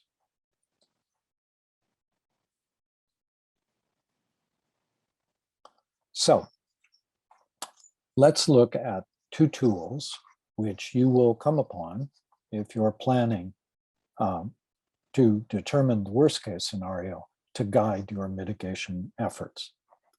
The purpose of seismic hazard analysis is to basically make a well-informed guess based on seismological data and statistical methods. A guess as to what seismic event any particular site should expect. Now, there are two basic methods, deterministic and probabilistic. And I'm only going to treat them in a very general way, since I'm not qualified to go into the high amount of detail, but provide and discuss with you enough information that when you sit at the table with that seismologist or engineer, you have a grasp of what they're talking about. Essentially, the first, deterministic, looks at the past activity of active faults near the site of interest, your museum, and the site and the faults that might threaten the site of interest. And taking into consideration the largest event on that fault and near that site, it estimates the worst case scenario. If you had an 8.5 on an active fault that's near you, you can plan for an 8.5, or maybe putting in a little bit of safety factor. Some consideration is given to distance from the fault to the site and to ground conditions at the site and along the path. Those conditions along the path are termed ground motion attenuation relationships. You might hear that term. It just means they're looking at how the energy that's being released from the earthquake will travel to your site. But at its core, it is a matter of saying that the largest earthquake judged to be capable of occurring, characterized by a magnitude or by an intensity on a specific seismic source, might occur again. And that is what should be prepared for. Deterministic might say that the San Andreas Fault is likely or capable of producing an earthquake of a certain size based on past evidence, that it takes into consideration the distance from the closest point on the fault line to the site. That may be the design earthquake that you use in planning, but it may also be the case that a closer fault will produce a smaller earthquake, but since it's closer, the effect on your site might be greater. Either way, the decision is heavily influenced by evidence of past events. But the problem we have is that our earthquake catalogs are not by any means complete for a large part of the planet, and they're not sufficiently detailed for every part of the world. And so a second approach depends more on probabilities and on a broader range of considerations.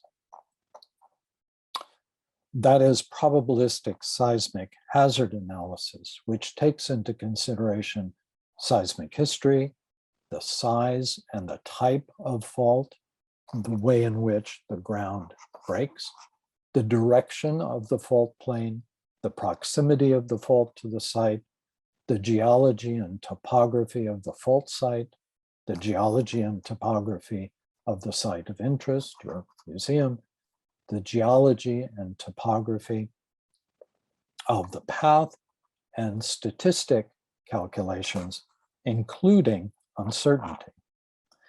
In probabilistic seismic hazard analysis, site ground motions are estimated for selected values of probability of ground motion exceedance in a defined period of time, the return period, or for selected values of annual frequency or return period. For example, ground motion can be estimated for a 10% probability of exceedance in 100 years.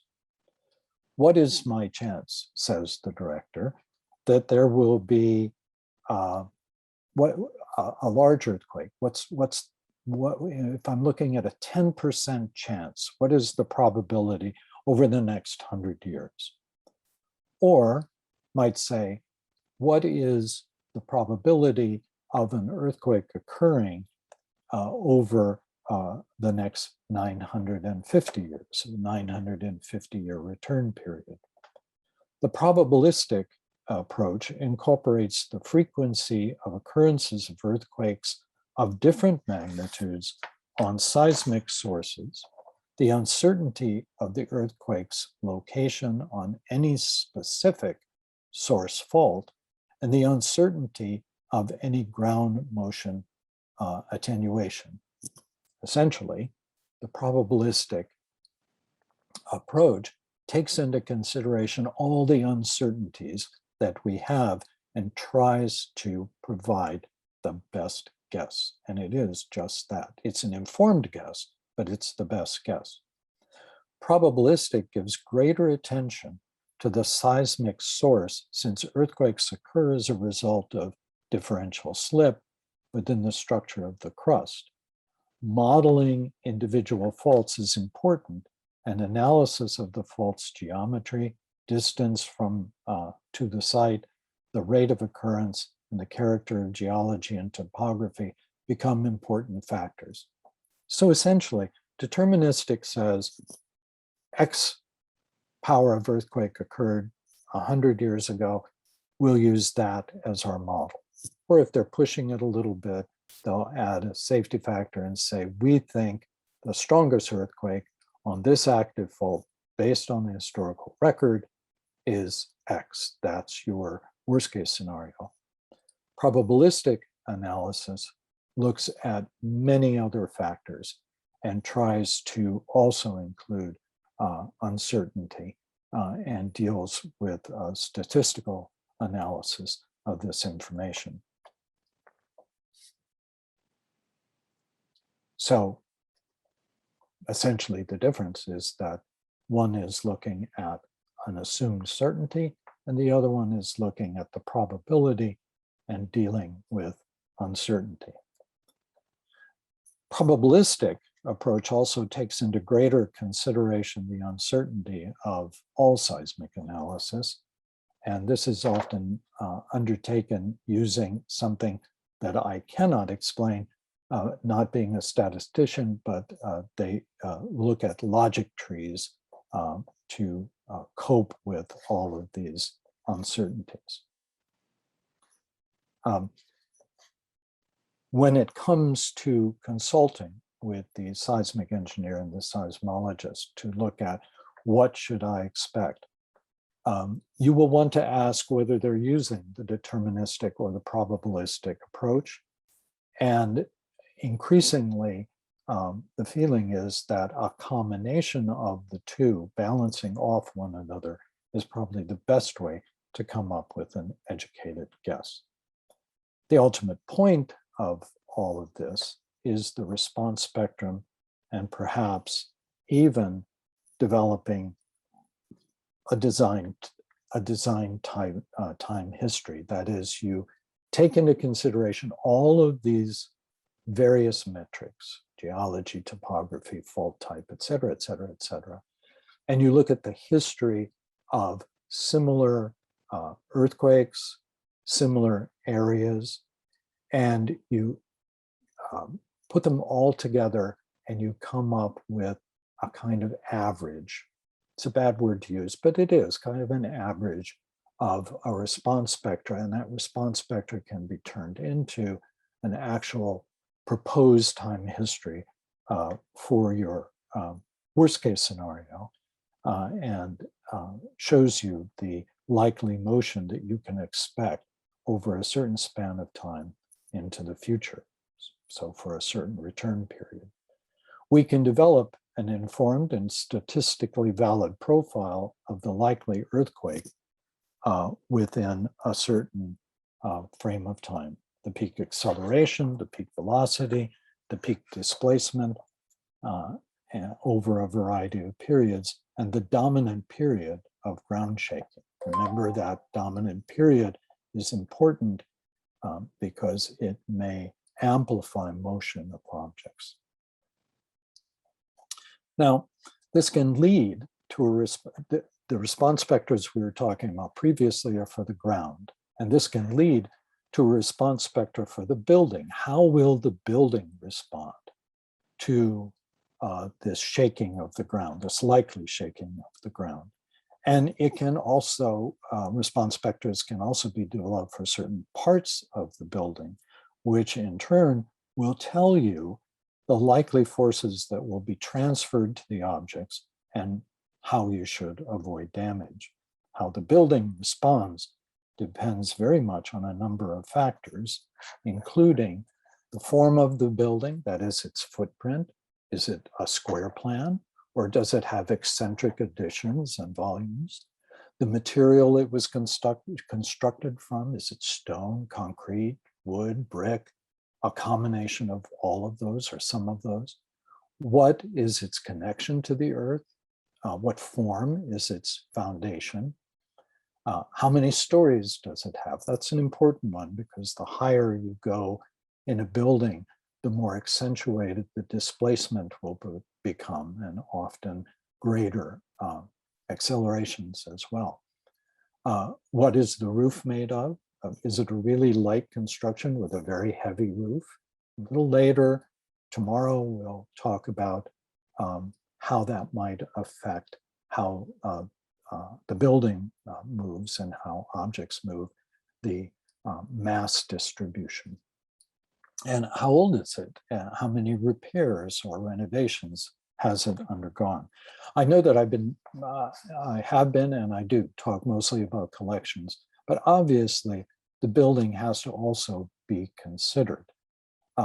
However, there's lots of research and a lot of activity and a lot of codes on building structures. There are even an increasing number of research initiatives on mitigating damage to historic structures.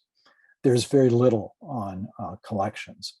And while it is true that if the building collapses and fails, the collection will be lost, it is not true that if the building survives, the collection won't be damaged. If you have a box and you put fragile items in it and you shake it, the box may be okay, but when you open the box, your fragile items may be definitely damaged. So now that, let me check time here. Okay, now that we have a lot of information, it's time to make a very difficult decision. You choose the level of risk you are willing to accept, and you must balance this particular equation. If you remember anything from this first day, remember this: tolerable risk must equal acceptable damage. That means that if you are willing to accept a large amount of risk, you have to be willing to accept a lot of the equal amount of damage. And how much damage are we willing to accept for heritage collections? Should we prepare for a smaller earthquake? Should we prepare for a larger earthquake? How far should we reduce our risks? This is impacted significantly by the resources you have and the willingness and support you get from the powers to be to address this rather challenging topic. What is important is that the decision intimately rests with the museum or the institution's management, and not necessarily with the seismologist, the engineer, or even the architect. But as you have seen, they need your input.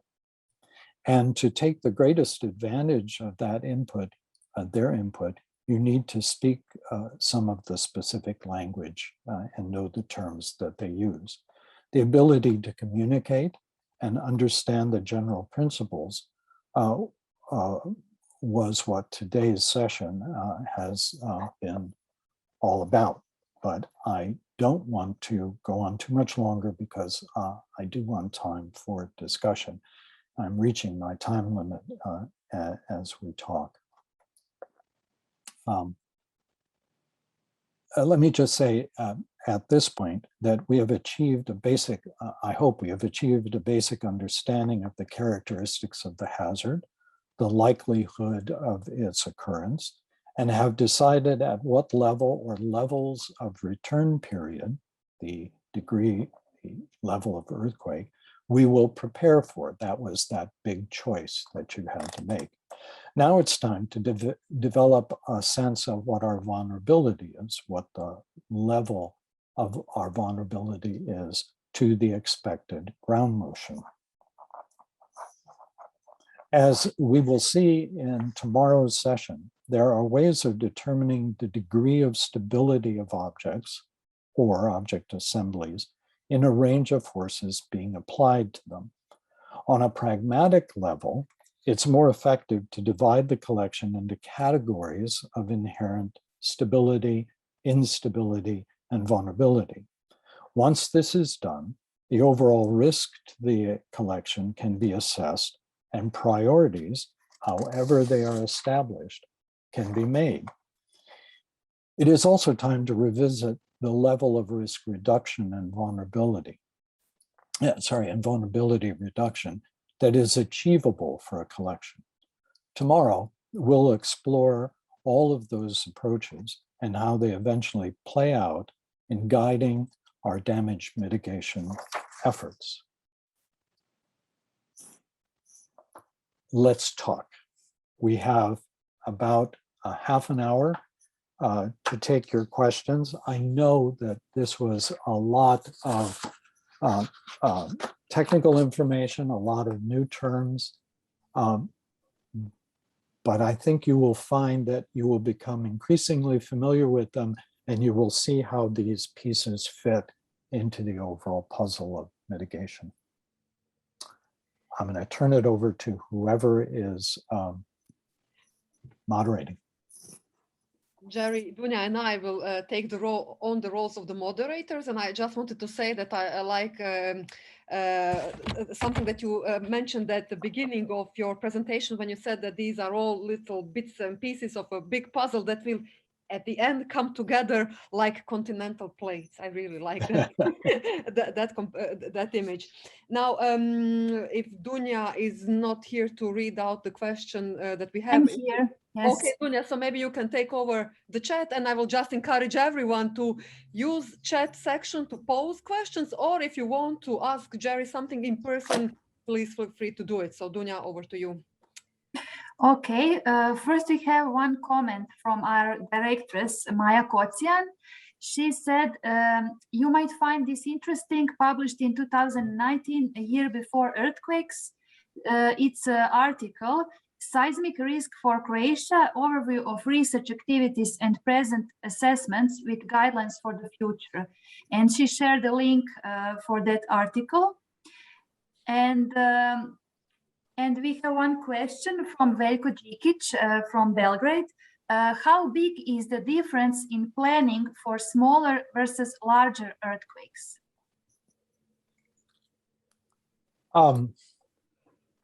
If I understand your question, you're asking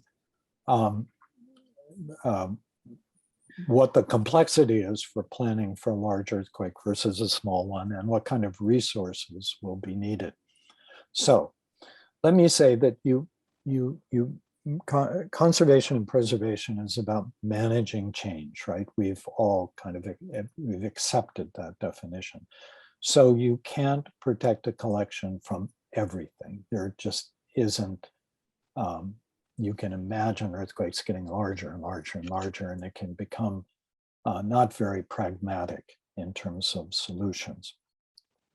But going through these processes of, at minimum, looking at the hazard maps, right? Are you in a red zone? Are you in a yellow zone? Are you in an orange zone? Those help to understand the degree of hazard that you have. Working, and I really encourage people to work with engineers and seismologists who you've had long discussions with, who have become familiar somewhat with your collection, so they know what's around, to try to make some educated guess about the degree of the hazard. So they will usually come to you if they're really doing their job, and they will say, well, you know, in the next 100 years, you might expect this level of earthquake, which is sort of a moderate earthquake, right? And at which time you probably want to move heavy things on the top shelf down to the bottom shelf. You might want to screw shelves back to the wall. You might want to look at how easy things slide around. You might want to look at all these things that we're going to look at tomorrow. You might want to look at how strong shelves are and how strong your furniture is. Now, do you replace the shelves? what do you do? Do you take the risk that the shelf will probably be okay in this level of earthquake? Do you reinforce the shelf, right? If the seismologist comes back and says, but in 400 years or something, you might expect a much larger earthquake, a significantly larger earthquake. Now you have to prepare for greater acceleration. You have to prepare for greater velocity. And tomorrow we'll look at how you can develop sort of rules of thumb as to what might make an object tip over. I don't think I'm answering your question. I think the larger the earthquake you have to prepare for, the more resources are going to be taken and the more mitigation actions you will have to undertake. If it is equal to saying, what do I have to do to prevent the public from touching this very sensitive object? Do I need to put a label at the start of the gallery saying, please don't touch the object? Okay, about 10% or 5% of the public will walk right past that label and they'll go up and they'll touch the object. If you think the object can take that, if you're willing to accept that potential small amount of damage, then the sign is all you need to do. If the object is highly fragile and any kind of touch or cumulative touch would do significant damage, well, then you start to put up barriers and you sort of put tape on the floor and you put it into a vitrine. So it depends upon the amount of risk that you want to reduce. But the more you want to reduce, the more resources it will take. Finally, though, let me emphasize, there are so many very expensive and very exotic solutions, but you can reduce, as the director said when we started this, you can reduce a significant amount of overall damage to collections by doing the simplest and low-cost measures, which we'll get into a bit tomorrow. They take time, and time is a resource, and you have to convince someone that you need that time to do this work. But they are not technically complex. They're very straightforward and simple, and you can reduce a significant amount of damage that way. I hope that kind of answered the question. I'm just, the more you want to mitigate, the more time it will take, and potentially the more resources it will take. Maya has raised her hand. Yeah, Jerry, I've loved what you said at the very beginning, and even though I'm planning and looking forward to retirement as soon as possible, I still do not think that we should let it another generation solve all these problems, and I really think that we should act as if the next big one will hit us tomorrow. So the issue is that for us in this region, after listening to all what you said, and half of it I didn't understand because I'm an art historian, so well, I apologize. But we should start looking for new partners. The partners without whom we cannot start planning, because we do not know how to plan, because we are missing the ABC. So that's why I have sent you, all of you, the link to this article that I read immediately after the earthquake, the first one in 2020, when I've realized that there are guys from our Faculty of Civil Engineering department and engineering mechanics who said everything a year before the earthquake. It was so imminent, it will happen. The question was when. And so the question is, Jerry, where should we look? I mean, where should we go? To whom should we turn to find new partners? Because we are tabula rasa. we we haven't been doing that before.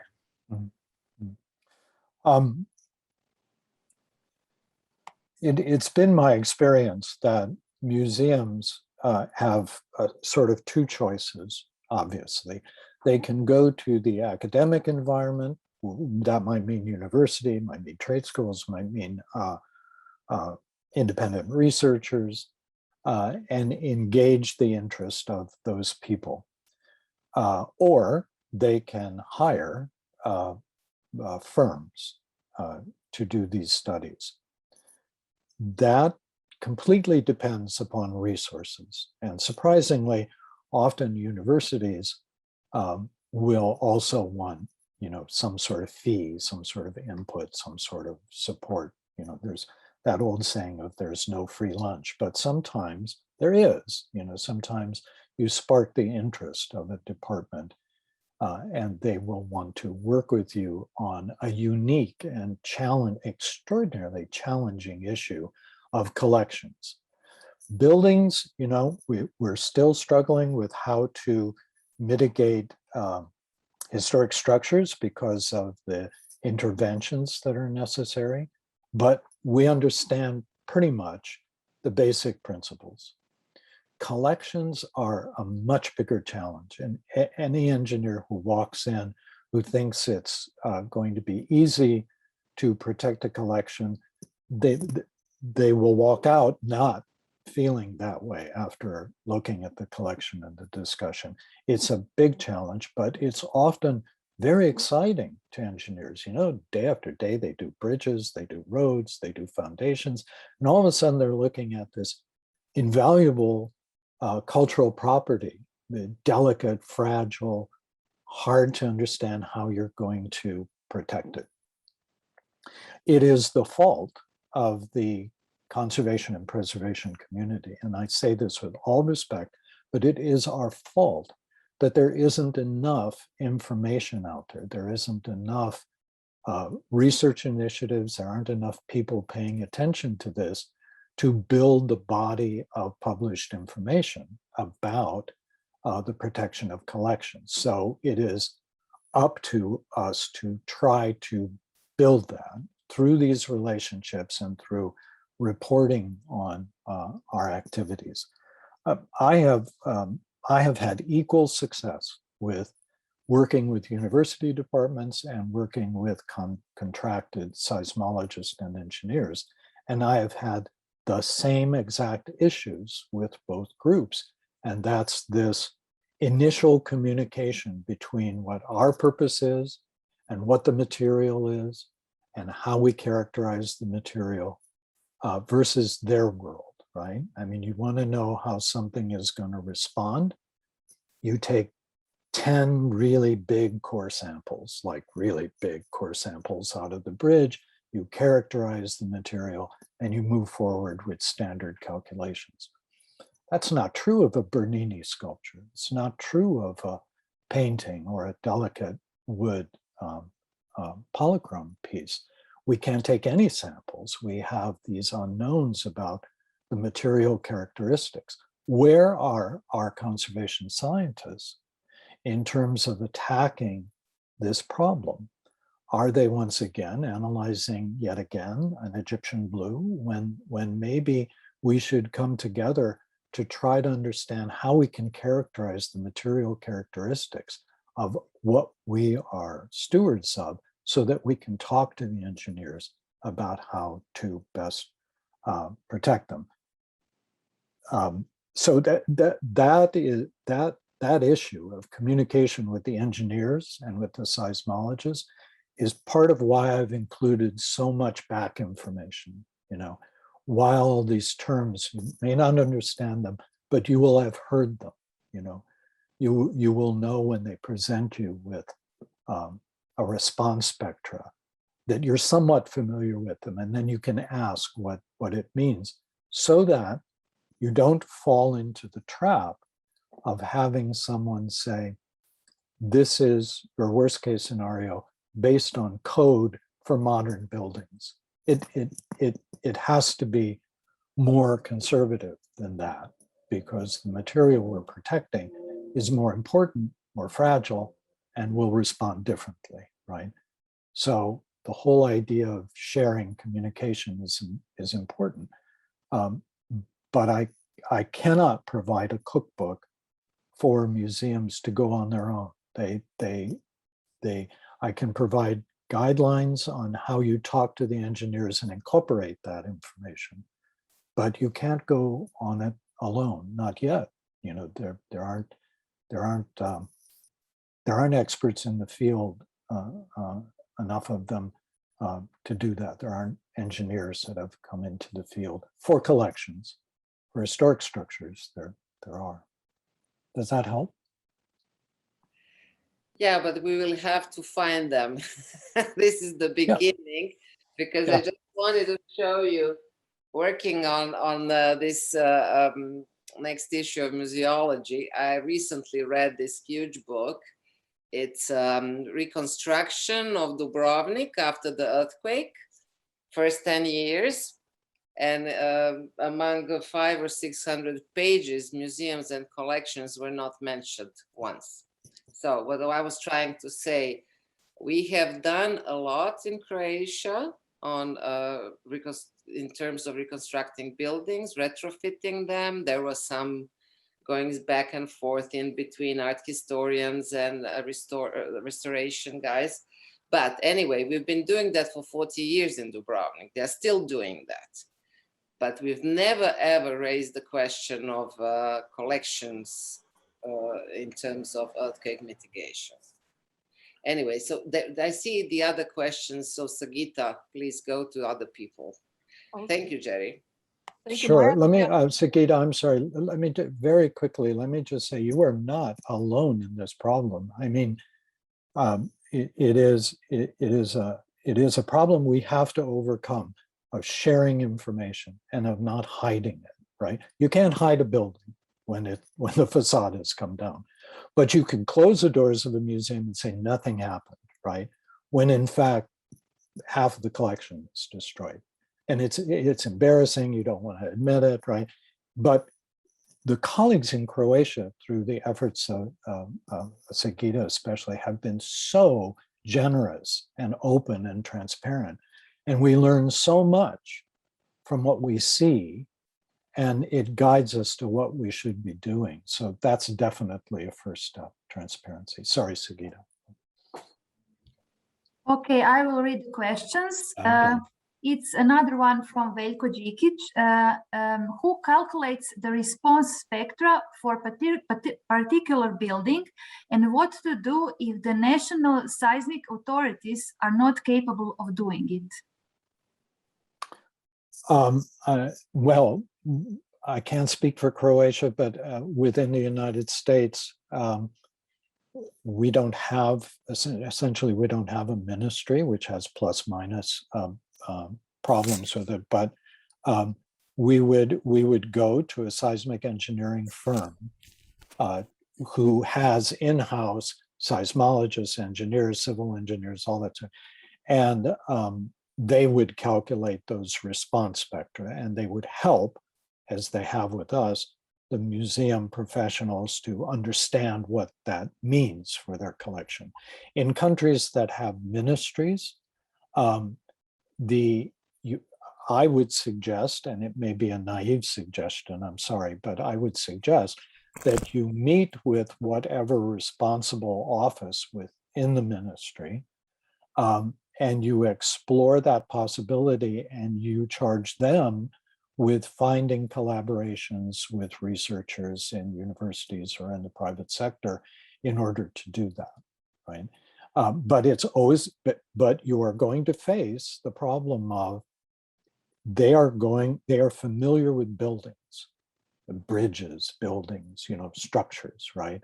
They are not going to be familiar with large numbers of small objects, relatively small objects.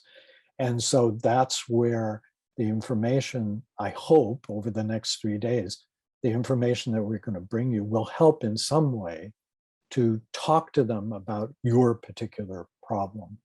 And then ultimately you can develop standards and codes from there. But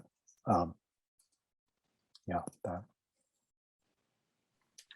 Thank you, Jerry. Another question from Anna Stolar. She works in Museum of Arts and Crafts in Zagreb. She says, hello to everyone. Thank you, Jerry, for a great introduction. I am looking forward to the rest of the lectures. Could you please explain a bit more about compromises that were made at the Getty Museum when this tolerable risk versus acceptable damage choice was considered? Any examples you could tell us about, sort of a real-life situation? Well, firstly, when we first went through the exercise, we accepted the 476-year return period. And I think this was a long time ago. And I think that was because of our ignorance of what that really meant. As we progressed over the decades, it became very, very clear that the 476-year return period was not sufficient, right? That we needed to look at a longer return period, i.e. we needed to prepare for much larger earthquakes. There was always some tension between what the engineers would report in terms of the response spectra for the building, because you will find within the engineering, or at least at that time with the engineering community,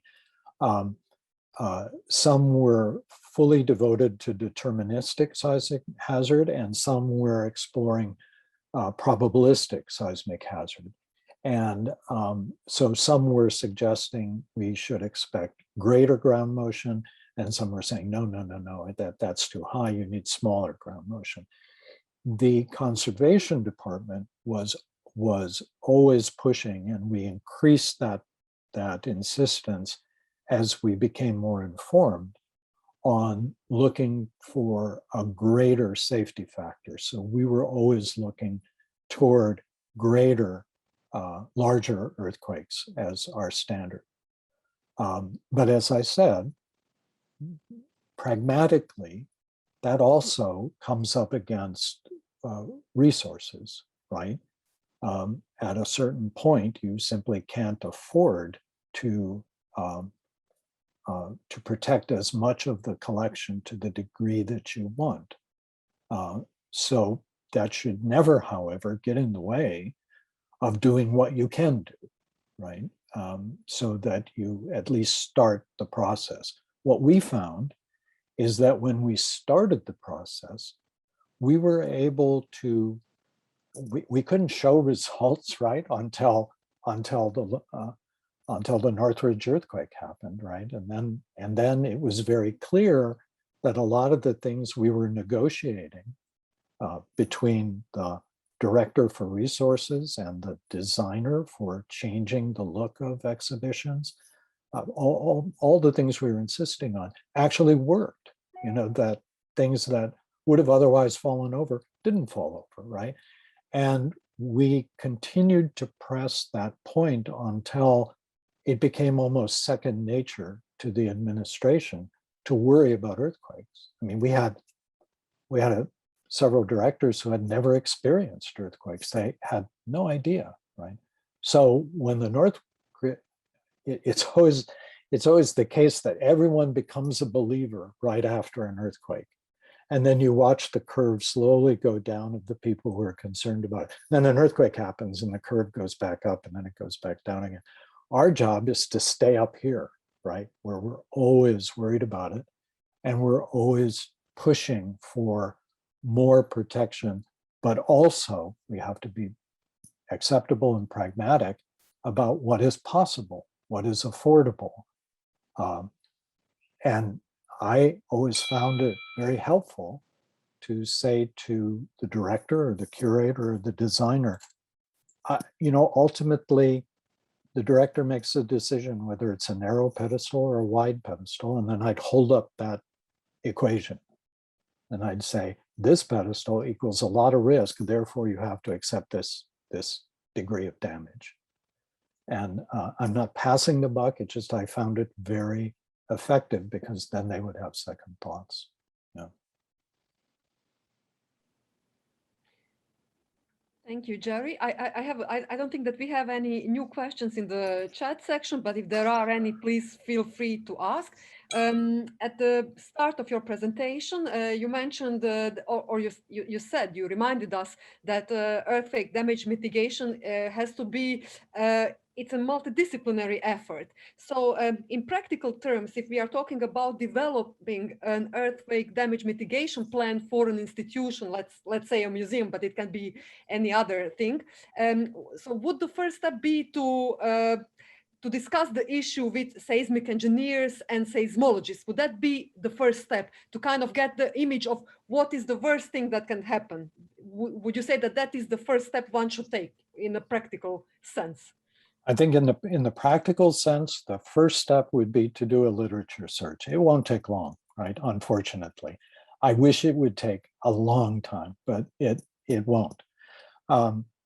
Do a literature search and educate yourself as much as possible, right? Read the few books there are, read the 2 books there are, read the articles. There's articles coming out of Italy. There's articles, as the director said, coming from Croatia. Read those and inform yourself. You will end up with knowing some facts and having a lot of questions, right? So when the engineer or the seismologist sits down with you, first, show them the collection, right? Show them the environment. Tell them what your problems are or what you think your problems are. And then sit down with them and start asking them this big bag of questions over here. And you will be far more informed than you think you will be, right? And you'll hear terms that, like the terms you heard today, you'll hear them and they'll be a little bit familiar. And you can start talking to them, and your part will, in the beginning, your part will be to explain all the restrictions. They're not used to restrictions, right? So your part will be to explain, I can't touch it here, I can't touch it there, I can, you know, and all the complex issues of material strength. And then you'll develop this relationship, and it'll develop from there, I'm sure of it. Thank you so much, Jerry, for that fantastic practical advice. Dunja, do we have any questions coming up in chat? If not, I think that maybe we can bring the first day to a closure, because Jerry did not have a break in the in the second part. Yes, we deprived you of water. Sorry for that. No, it's fine. In case we don't have any questions, maybe we can bring it to a close for today. And I would like to take the opportunity to thank you, Jerry, so much for getting up so early, for delivering fantastic. We really appreciate it. We know that it's still early morning hours in your corner of the world, and so yes, thank you. I also want to thank Eva, who has been our technical support and will support us in the coming days.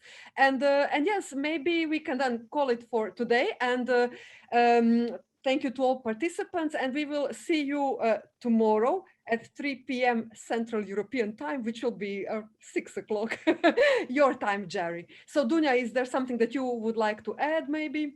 I would just like to say to participants that they have a new link in the email that we've sent on Friday. So it's not the same link, and it's a different link for tomorrow. Excellent. Thank you, Dunja, so much. And Veliko, our colleague from Belgrade, is giving you thumbs up. And everybody's, yes, he's great. He's the one who was asking those fantastic questions. So thank you, Jerry, for taking the time to answer the questions. And my pleasure. Yeah, we look forward to new lectures tomorrow and to new rounds of discussion. So thank you to everyone who attended this first day, and we shall see you tomorrow. See you tomorrow. Bye.